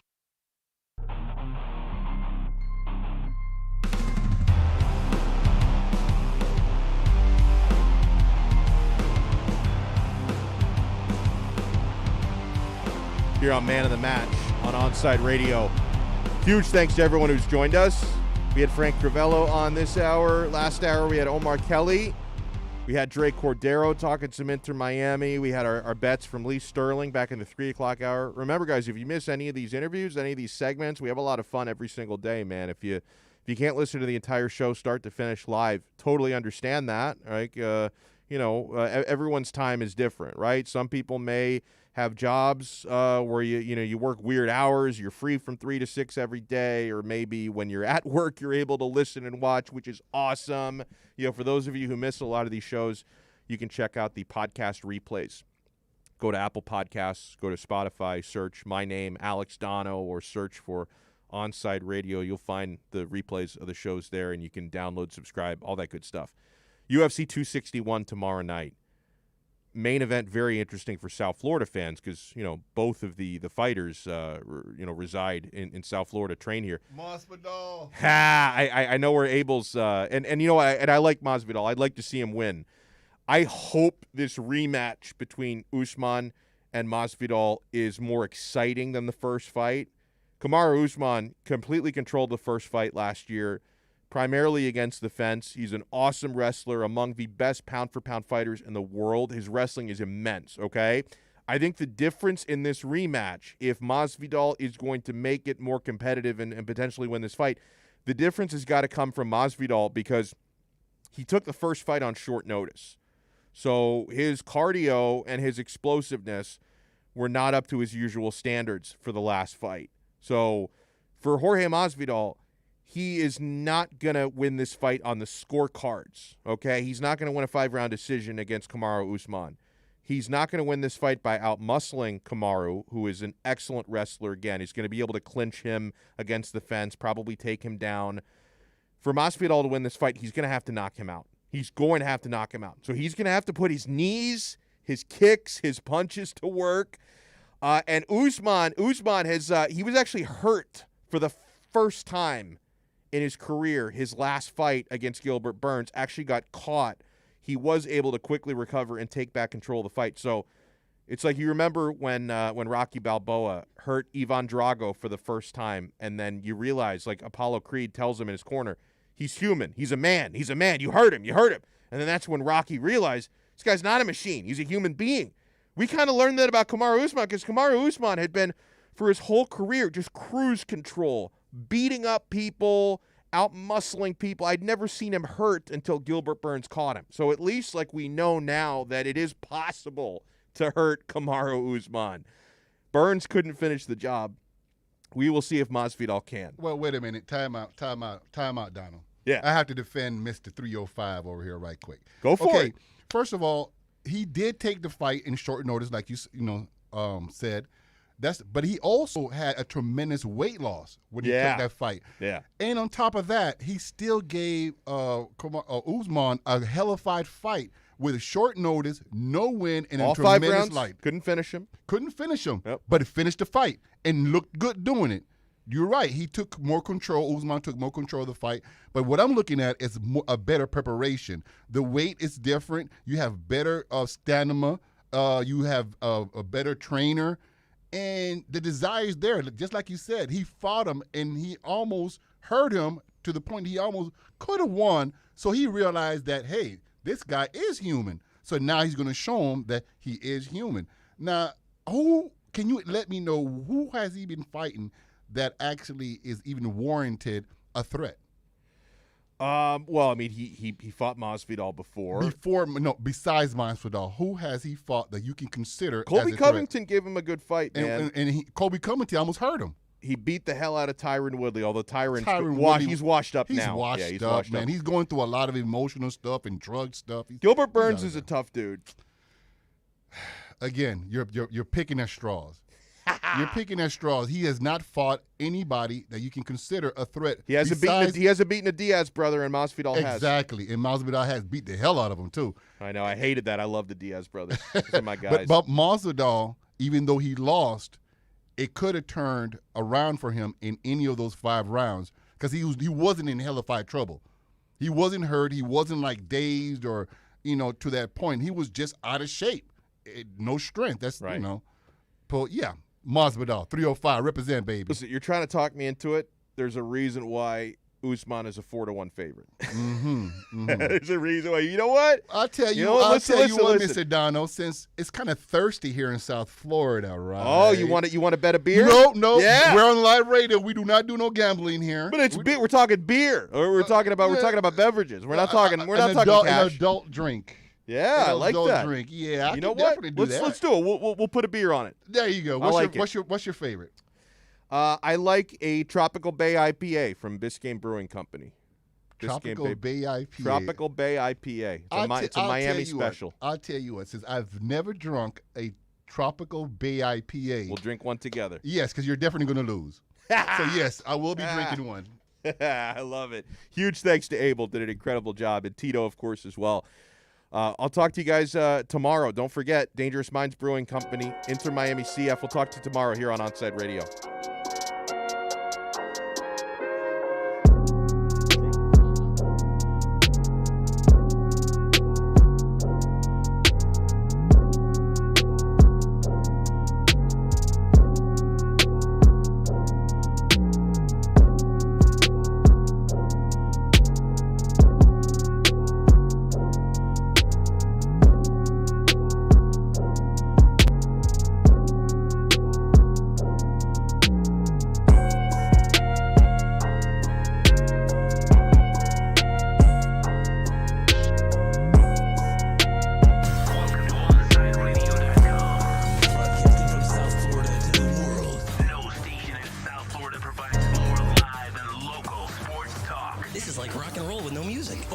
Social media at Onside Radio.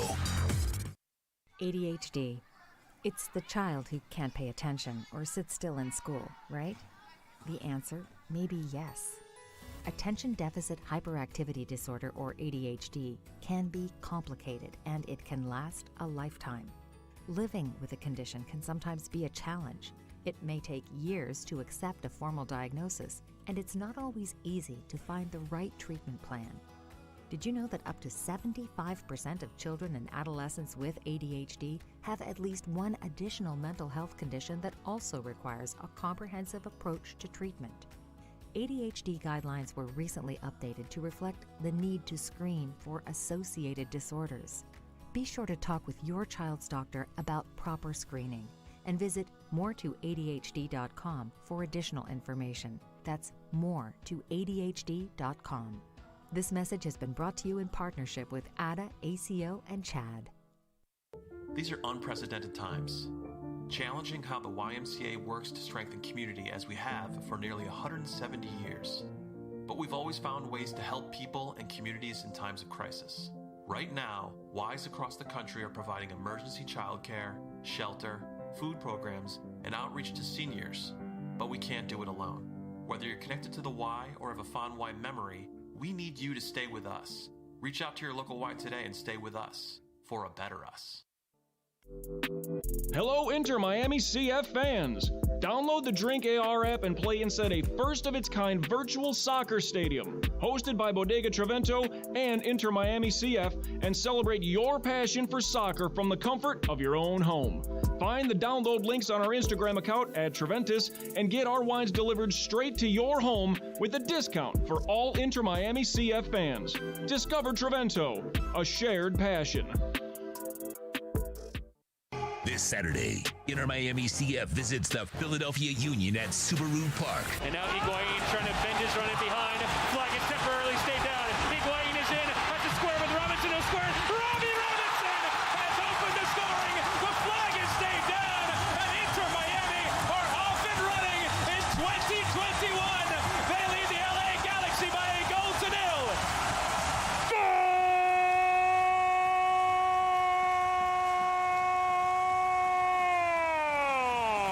Join OnSideRadio.com as we broadcast live from Dangerous Minds Brewing Company in Pompano. Our pregame broadcast watch party starts at 7 p.m. Game time is 8 p.m. Listen to all the games by going to our website at OnSideRadio.com and download any of our apps. Follow Inter Miami CF all year long on your home for football. OnSideRadio.com.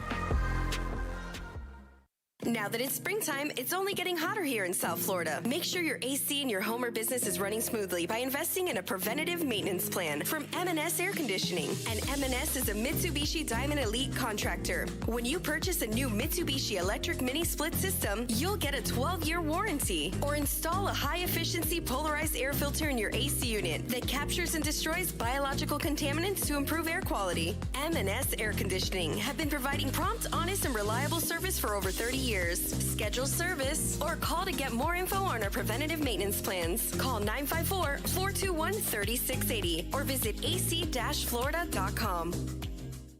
I'm Ryan Seacrest. First responders are people who stand for a greater purpose. They will be there for you when nobody else is, to help you, your family, your community. This is their selfless promise. This is their sworn duty to protect, to serve, to help. They put themselves in harm's way for us. They come to the rescue at times when we need them most. First responders are making enormous personal sacrifices to keep showing up for us and fighting the good fight. Nearly 70% of all firefighters are volunteers. That means when they get injured or quarantined, they may not have a way to pay their rent or keep their family safe and fed. No matter who you are or where you live, when you call 911 and ask for help, first responders show up. Now, let's show up for the people who show up for us every day and every night. Go to firstrcf.org and make a difference today. You're listening to OnSideRadio.com. Catch up anytime by downloading the MyTuner Radio app. OnSideRadio.com, South Florida's true hometown station. The Onside Zone.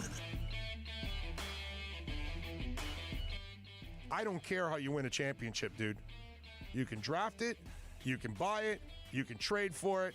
Just win, baby. The Onside Zone.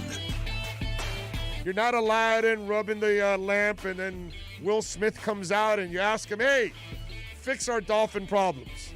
And there he goes. No, I'm sorry. It'd be nice if it was that easy, but it's not. You can join us on the Onside Sports Line, 888-441-4623. That's 888-441-4623. You can connect with us at OnSideRadio.com by sending us a text at 844-416-8123. The Onside Zone with a big O. All right. Nice move by Forsling. Sends it ahead, up on the wing. Hornquist is in, the shot, save, rebound. Poked on goal and a save by Nedeljkovic. Now Barkov's got it. He fires, score! Sasha Barkov. 1-0 Panthers. Montour forced back. Natchez on the forecheck, gets a steal. Aho alone in front. Big save by Bobrovsky. Natchez has room and shoots. Big save, Bobrovsky. Rebound batted out of the air high. Pesce fires and Bobrovsky again. On the shoot-in, Bobrovsky slows it down. Sends it around the boards. Martinook jumped up to get a piece of the puck. He got it to Stahl. Out in front for Fogle. The shot and they score. Martinook. Just 14 seconds into the period. Carolina's tied it at 1. Everyone trying to get an edge. Uyghur with a steal. He breaks in. Uyghur shoots. Saved by Nedeljkovic. He waits. The feed. Here's Pesce right at the dot. Shooting. Bobrovsky to save. Rebound, score. Niederreiter on the power play, and the Hurricanes get the lead for the first time tonight. It's 2-1. He finds Montour, but it's tipped away, and it's a breakaway. It's a 2-on-none. Natchez moves in, the pass back, and they score. A short-handed goal by the Hurricanes makes it 3-1. Huberdeau Barkov, a little catch. Now Barkov again. Yandel has Barkov. Here he is with it in the slot. He shoots, he scores! Barkov on the power play. Second of the night, and the Panthers are winning a goal. Finds Uyghur. winds up, the shot blocked in front of the net. Duclair picks it up. He circles with it. Duclair in front for Uyghur, deflected high, out of play. And over to Barkov along the boards. Yandel's shot, save, rebound, just wide, it was tipped away. Nedeljkovic stopped Huberdeau. Barkov on the back check, knocks it free. But it's picked up again by Carolina, sent towards the empty net. It bounces wide. Aho pops it in. And the Hurricanes are going to win it. It's 4-2.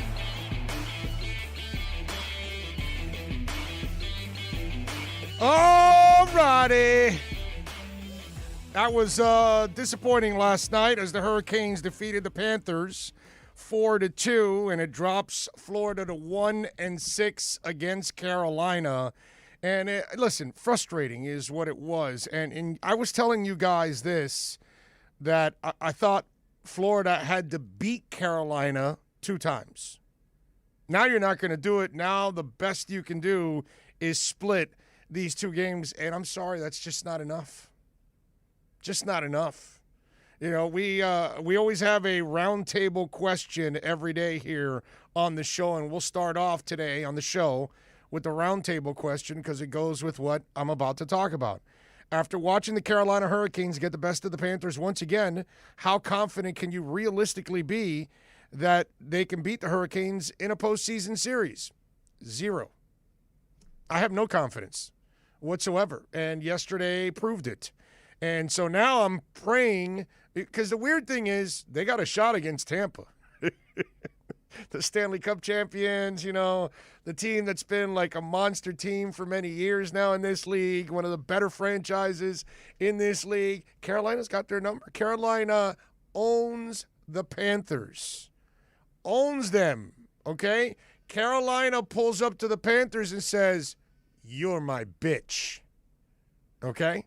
That's what's going on. That's it. And there's no way the Panthers have any kind of confidence that they can get it done.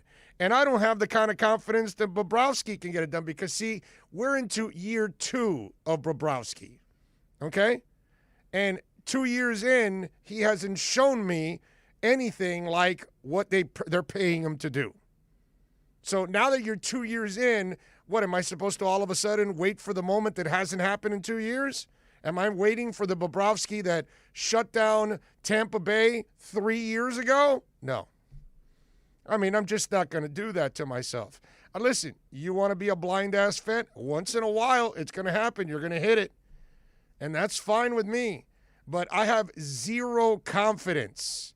I'm not telling you they have 0 chance because everybody has a chance. You get lucky, the goalie that night is red hot, and maybe you got a shot. But from what I'm watching, I have 0 confidence. They own their ass. They went 1-9 in the power play yesterday. They're 1-6 versus Carolina this year. They own your ass, dude. It's over before it started. So now you better hope that somebody else eliminates Carolina in the playoffs. It's funny because the Panthers are having a great season. And I'm hoping for, some success in the playoffs. And I'm not talking about making the playoffs is not enough. I'm talking about success. I'm talking about rounds 2 and 3, okay? I'm not really expecting you to win a title because you don't look like that kind of team yet. But right now, all I'm hoping for is you don't face Carolina in the playoffs. Because the question is, okay, realistically, how confident can you be that Florida can beat the Hurricanes in a postseason series? 0. I'm not confident at all. Why? How could anybody have any confidence for the Panthers against the Carolina Hurricanes? Love the Cats. Love what they've done this year. Their kryptonite is Carolina.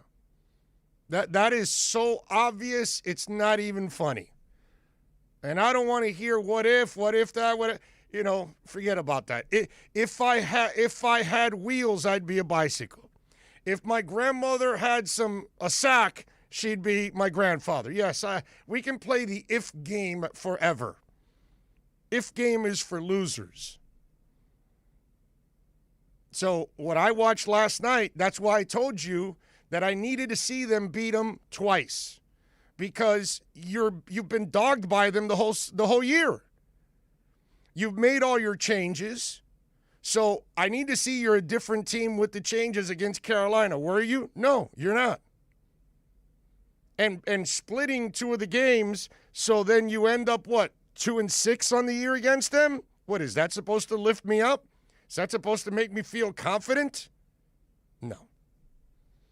So here's to praying somebody else eliminates Carolina, because I feel good with the Panthers against anybody in the East except Carolina. And that's weird to say, because Tampa's pretty damn good. But I give the Panthers a good chance of beating Tampa Bay. They've shown pretty much all year that they can play against Tampa Bay. They have shown all year they can't play against Carolina. Carolina's tougher, Carolina's better, and that's the end of the story. You don't have to go anywhere else. Those are the facts.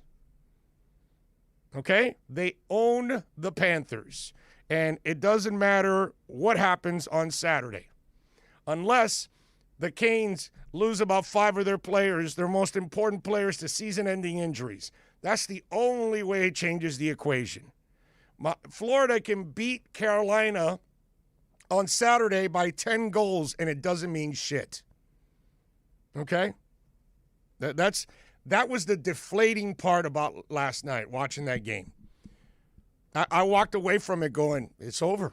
They cannot meet Carolina in the playoffs. They do, and they're done. They can't beat it. Over. So that's my answer to the roundtable question. I have no confidence in the Panthers. You can play the mental masturbation game all you want. Well, if they do this, if Bob spins on his head, if Bobrovsky gets a hat trick, if this, if that, the facts are Carolina owns them, and it's over. So sad, but that's what I walked away with from last night's game. That I'm praying somebody else knocks Carolina out. Because I know this, Panthers can't knock Carolina out. In fact, not only do I have zero confidence in the Panthers beating Carolina, I have the utmost confidence that Carolina will thoroughly embarrass the Panthers in a series in the playoffs. Not just beat them, embarrass them. That's what's going to end up happening. They might win 1 game in the series because they've only won 1 in 7. That's a series. Okay? They only need to win 4. They've won 6 of 7 in a 7-game series. So, Panthers and Panther fans, pray somebody else eliminates the Carolina Panthers. I mean, the Carolina Hurricanes, because the Panthers have zero ability to eliminate them. Anyway, that's the story there, unfortunately. Sad one, too, coming out of last night. Marlins ended up coming up short against the Giants, 3-0 in that one. Tonight, the Heat and the Hawks, no Trae Young.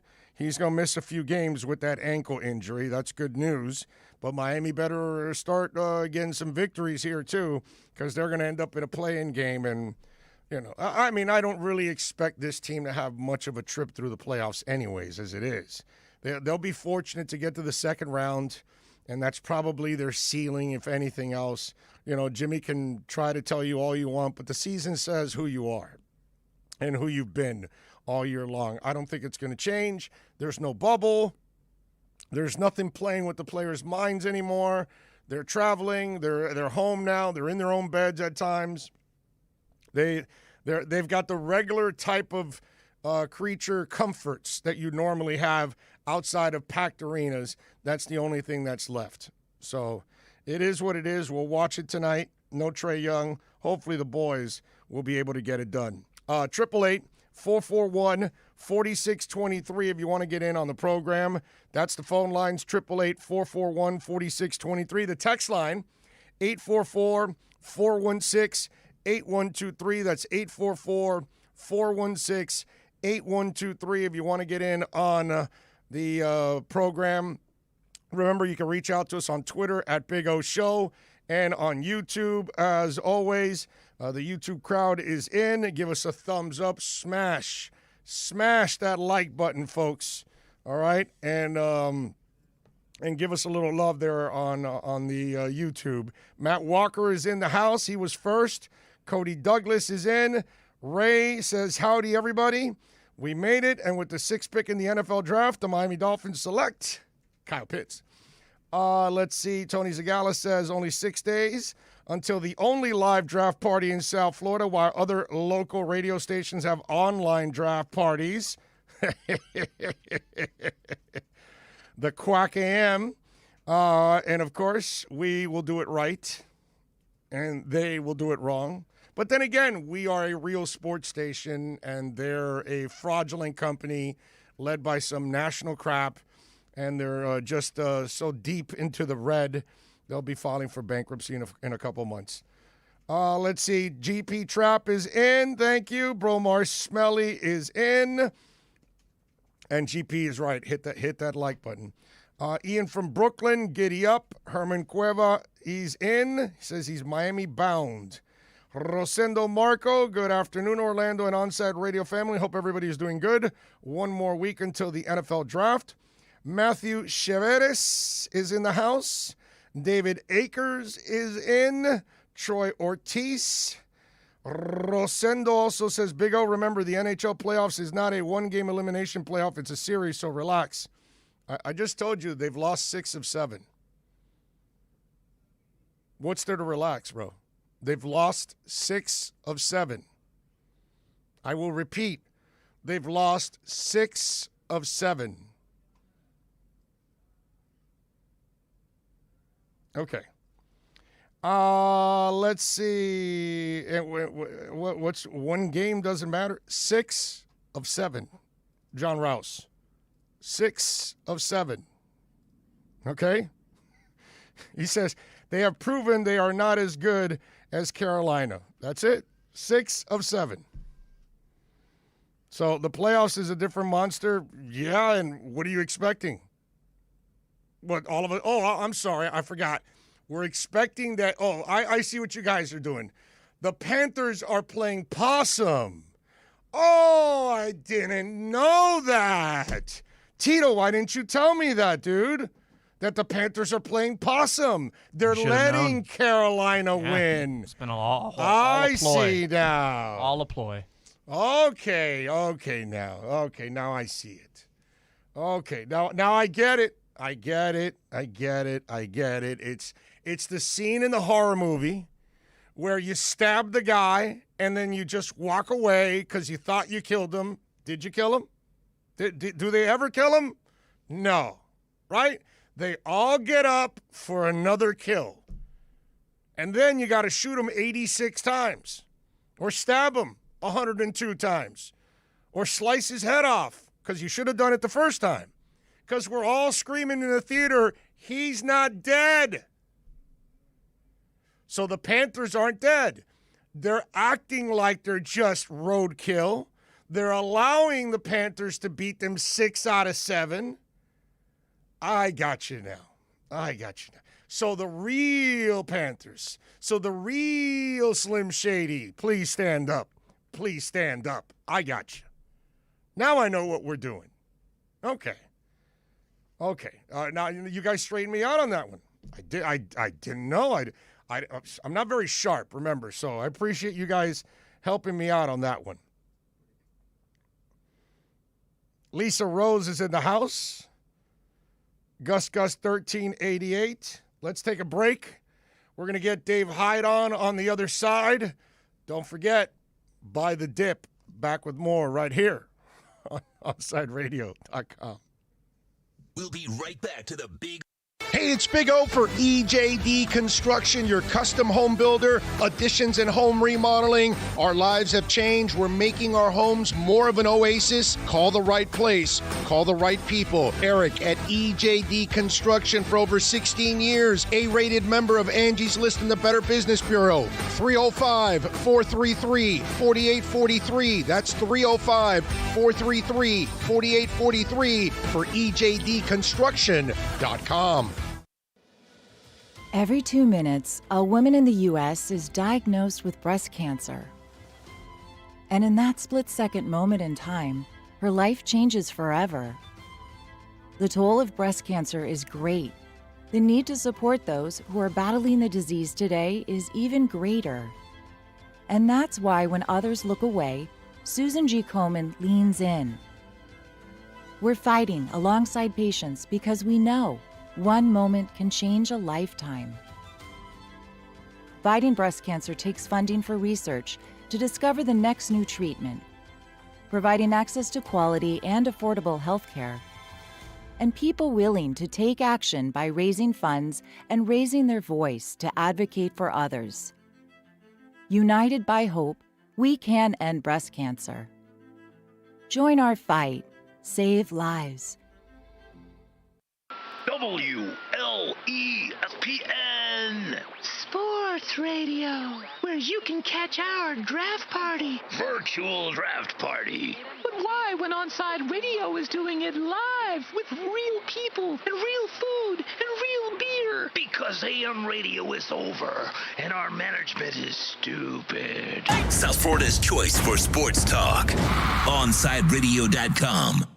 Riddle me this. With all this sizzling meat and crunchy veggies nestled between toasty flatbread, who should get credit for Papa John's new papadilla? The person who invented pizza or the person who invented folding? Well, whoever it is, a tip of the tongue hat to you, sir or madam. Get a new papadilla, 4 flavors, just $6 each. Better ingredients, better pizza, better than a sandwich. Papa John's. ADHD. It's the child who can't pay attention or sit still in school, right? The answer may be yes. Attention deficit hyperactivity disorder, or ADHD, can be complicated and it can last a lifetime. Living with a condition can sometimes be a challenge. It may take years to accept a formal diagnosis, and it's not always easy to find the right treatment plan. Did you know that up to 75% of children and adolescents with ADHD have at least one additional mental health condition that also requires a comprehensive approach to treatment? ADHD guidelines were recently updated to reflect the need to screen for associated disorders. Be sure to talk with your child's doctor about proper screening and visit moretoadhd.com for additional information. That's moretoadhd.com.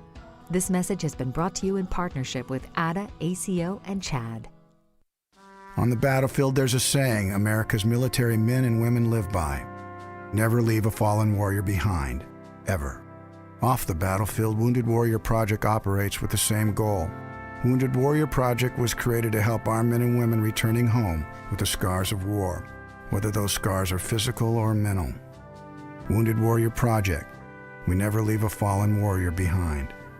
Ever. Learn more about what we do at woundedwarriorproject.org. Join the Inter Miami family in 2021 by becoming a 2021 season ticket member. Enjoy enhanced access benefits and pricing not available to general fans. Visit intermiamicf.com/tickets for more information. My daughter is Marina. Marina has a rare form of children's eye cancer, retinoblastoma. Her doctor sent us to a specialist, and then the specialist sent us to St. Jude. Within the first couple weeks of us getting here, I was just so scared. I think the reality just hit me, and it kind of hit me all at once.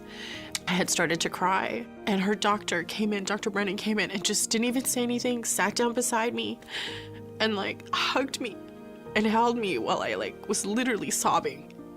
And she just said, "It's gonna be okay. We don't have to worry anymore. The treatment worked and we've saved her eye." This place has been such a blessing for us. There's no way we could have paid for treatment back home if we had to. We can come here and we can just solely focus on taking care of her and helping her heal. Finding cures, saving children. Learn more at stjude.org. For over 20 years, Mr. Glass has been committed to the safety and satisfaction of our clients. Our products are the culmination of innovative engineering, aesthetic appeal, and the highest levels of quality.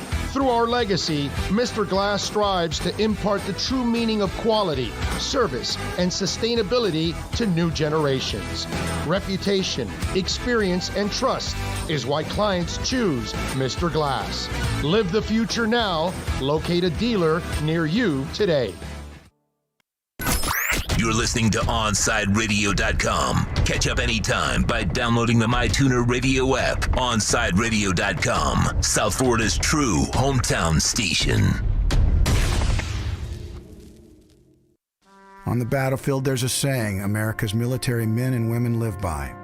Never leave a fallen warrior behind, ever. Off the battlefield, Wounded Warrior Project operates with the same goal. Wounded Warrior Project was created to help our men and women returning home with the scars of war, whether those scars are physical or mental. Wounded Warrior Project. We never leave a fallen warrior behind, ever. Learn more about what we do at woundedwarriorproject.org. My son Aiden has asthma. Secondhand smoke has triggered his asthma so bad to the point where he had to end up in the emergency room. And he has spent multiple nights in intensive care. Now he's on a whole bunch of medications. My tip to you is, don't be shy to tell people not to smoke around your kids. 4 out of 10 U.S. kids are exposed to secondhand smoke. If you or someone you know wants free help to quit smoking, call 1-800-QUIT-NOW. A message from the Centers for Disease Control and Prevention. With Make-A-Wish, the impossible becomes possible. A girl battling cancer can become a race car driver battling the course. The boy showing all the nurses his fire trucks can take the helm of a real one. Wishes can give kids with critical illnesses the strength to keep fighting, get better, and grow up. Where there's a wish, there's a way. Wishes need you. Visit Make-A-Wish at wish.org. Listen to OnsideRadio.com anywhere by downloading the MyTuner Radio app in your app store. Or go to MyTunerRadio.com on your web browser. OnsideRadio.com. South Florida sports leader. I'm Tiffany. I have some tips for you on how to quit smoking like I did. First, I did some reading about it. I found a lot of great advice on how to quit smoking and picked out the ways I thought would work best for me. I started by setting a quit date. Then I threw out my ashtrays, lighters, and matches. I did other things too, like exercising more, and it worked.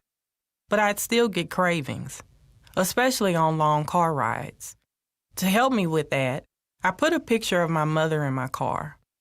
She died of lung cancer from smoking cigarettes when I was only 16. Now I have a 16-year-old daughter. That picture of my mother reminds me that I don't want to miss all the things my daughter is going to do in her life, including turning 17. You can quit. For free help, call 1-800-QUIT-NOW.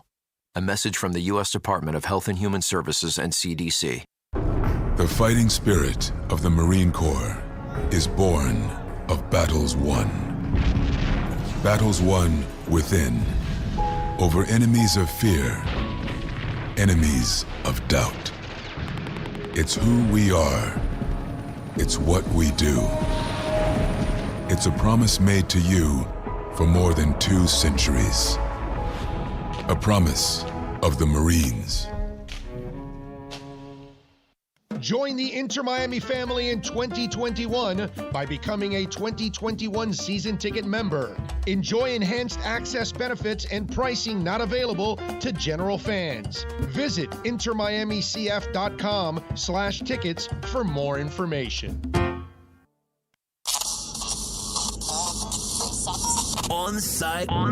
Onside Radio. No station in South Florida provides more live and local sports talk. Follow us on social media at Onside Radio.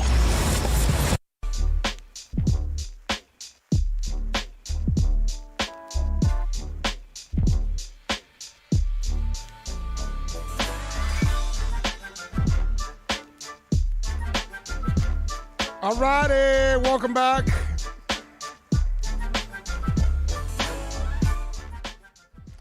We take you, of course, till 3 o'clock, and then the man, the myth, the legend that is Alex Donno, he will take over.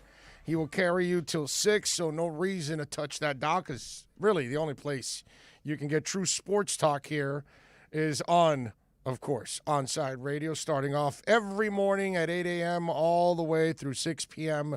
Only place right here at Onside Radio, man, completely focused on South Florida sports, so you guys can get what you want. Anyway, we're going to talk to Dave Hyde now, of course, columnist for the South Florida Sun-Sentinel. You can follow him on Twitter, like I and many others do, at Dave Hyde Sports. More importantly, catch his work there at the Sun-Sentinel. And subscribe, man, like I do. Subscribe and support our local journalists, man. They deserve it. They do great work, and it's always fun to have Dave on. Dave, good afternoon, my friend. How are you doing, sir?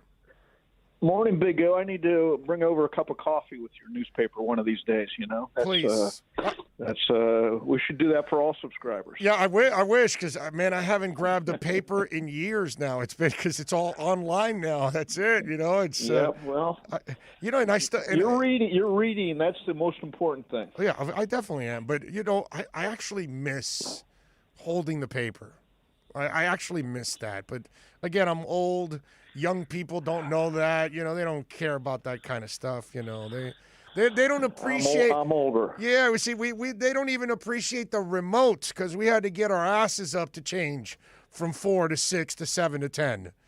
You know, so yeah, it was. You know, it's a whole different world. Get off my lawn. Yeah, hey, Dave. Off our lawn. We're there together. That's it. Tom Brady, stop changing the numbers. Yes, I'm with you there all the way. All right, Dave. Hey, last night, you know, we have some fun. We do something called the round table on this station, where we pose a question and all the hosts answer the question, and at the end of the day, it's podcasted.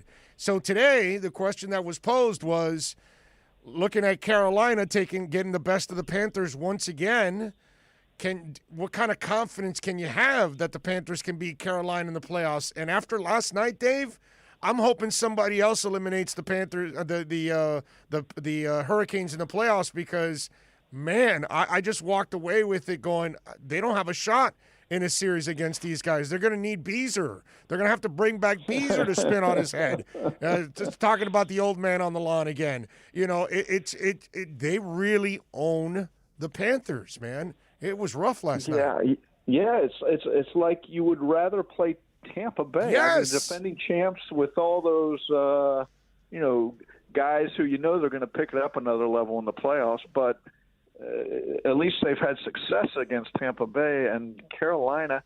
You know, that Vinny Trocheck trade is looking worse and worse with each passing game between these two teams. So that'd be the matchup I get you wouldn't want if you're the Panthers right now. Yeah, no, and I feel exactly. I said that in the opening segment. I feel if they play Tampa, I feel good about the Panthers. I'm good. I'm not saying they're going to win, but at least I feel like they got a shot here. Where these guys, man, it was rough again last night on that one. All right, we are less than a week away, my brother, from the first pick for the Miami Dolphins. Everything, has gone back and forth, and the pendulum is swinging one day. It looks like they'll get Jamar Chase or Kyle Pitts. Another day, they're painting the picture that both will be gone. What's your gut tell you right now? My gut tells me Kyle Pitts will be gone, and there's a 50-50 chance of Jamar Chase will be there.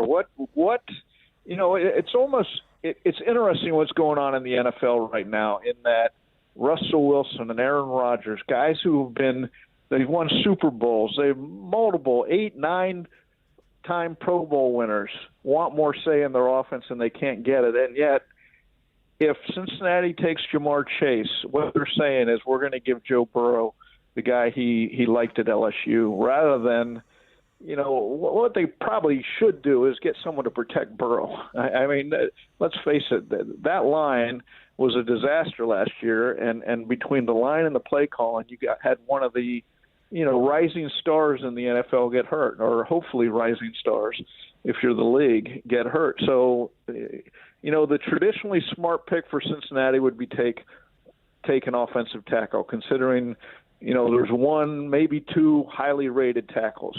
But, a lot of what the Dolphins do hinges on what Cincinnati's going to do. Do they take Jamar Chase? Yeah, I'm with you. If they don't take Penei Sewell, in fact, I think the Bengals, if Penei would be gone to Atlanta, they should actually trade down a couple spots and still take Rashawn Slater. That's how responsible they should be about protecting their guy. If they get, listen, Jamar Chase is a fantastic player, and Miami ends up with Pitts, that's fantastic. But if I'm a Bengals fan, I would be ripping the team for not taking Penei if he's there, considering the beating that quarterback took. So, if Miami ends up with Chase or Pitts, then Chris Grier's a freaking genius, right? I mean, the way he maneuvered everything, because he ends up getting the same player he probably would have picked at number 3. Well, I guess that depends on who he would have taken. Pitts seems to be above and beyond when you talk to the scouts and you look at where the mock drafts are trending. So if he becomes this, perennial Pro Bowl player and Jamar Chase or whoever the Dolphins take doesn't, then that was a costly trade. If, on the other hand, Jamar Chase, who was the best collegiate receiver as a sophomore, comes to the Dolphins and it has this remarkably high ceiling that he meets, then it's a great trade. So, we're going to play the results in a couple years, or start playing them really with this. But I wasn't a fan of that trade. I wasn't a fan of that trade because you get a 5th round pick this year, and you get a 1st round pick 2 years from now. Well, you moved up from the 4th to the 3rd in that trade too. Well, yeah, okay. You send out a high 4th round pick this year, and you get a 3rd round pick next year. That's a wash. That's essentially a wash. So I essentially what you're trading is a 5th round pick and a 1st round pick in 2023. So, I'm not dismissing that pick might be important in 2023 or for future trades and maneuvering. So what Chris Grier has done a great job of is gaining draft capital. But there was a cost to that too. They traded 2 Pro Bowl players, 1 All-Pro player, and two Pro Bowl players away, and he needs to. And the Dolphins really need him to get a few Pro Bowl players in return with this draft, and that's really what it's all about. This whole rebuild. Yeah, but they haven't lost anything, man. They went from 5 wins to 10 wins. In fact, if they're doing anything, I think it's almost like watching cryptocurrency at time and watching Bitcoin or watching Ethereum right now. Bitcoin's in a little bit of a dip, Ethereum's up. But if you want to look at the small picture and look at the graph over the last week or 10 days, you might panic. But if you take a 5-month approach, a 6-month approach, you'll see that it's been obviously skyrocketing in value. Well, if you look at this Dolphin turnaround, I thought playoffs maybe in the 4th year. They might be talking about it in the 3rd year, and they won 10 games in their 2nd year. I mean, in the end, Dave, the dude in 2 years has won 10 games, found a coach, found a quarterback, cleaned up all the cap issues, and loaded up with draft picks. We have to kind of look at the big picture here. The big picture is this is one of the fastest rebuilds in NFL history, actually, is what's going on in front of our eyes. If we really look at it big picture. Well, you're making conclusions that I'm not ready to make yet. Do they have the quarterback? I don't have a conclusion. I'm not saying they don't. Okay. But you need to see more than what you've seen, right? For at least yes. I do, to conclude where they're at. I got you. Okay, and so where the rebuild, it'll be a fascinating look a year from now, and because I expect the 3 offensive linemen rookies to develop. That offensive line should be good next year. Wait a minute. So why should the offensive line be good and not the quarterback? Because I'm convinced the quarterback will be good, because the only thing I ever worry about that kid is injury. But outside of that, what he did last year but what I'm not worried about is as a player, which is a pretty good. That's for me at least. That's a nice comfort zone that I feel he can ball. I think he can play. I just think he needs players around him. Is all I feel. Well, that's what it's all. That's 60% of a GM's job is getting the quarterback right, because you can find interchangeable parts everywhere else, but you need one of those top 5 quarterbacks in the league, maybe top 8. But if you're going to be a regular contender, you need one of those players, and they're hard to get and hard to find and hard to develop. Yeah, this year will be, like you said, this year will be really key, because if you take that next step and get to the playoffs, then I think all the pieces that are in place then will agree. Looks like it's the right GM. Looks like it's the right coach. Looks like it's the right quarterback. Looks like it's the right, philosophy. That's the other thing that's very key. But at least we have to admit this, all right? We've watched some pretty shitty stuff over the last 20 years. You got to feel right now that the last 2 years are much more competent than what you've seen in the last 20. How about that? Look, they had the Adam Gase after year 1. What was everybody saying? Oh, they're on their way. What a great season they had. That's Made why I the said playoffs. 2 years. Nobody expected that. Huh? That's why I said after 2 years. These 2 years have given you more to believe in than you did in the last 20, is what I'm saying. Am I right or am I wrong? Because Tony Sparano had his flash year. Gase had his flash year. Wanstead had some flash years. It all came down to them with the quarterback. Yeah. Right? And that's what it all is here. And so this whole offseason, I get it. Once they decide to commit to make this offseason all about him,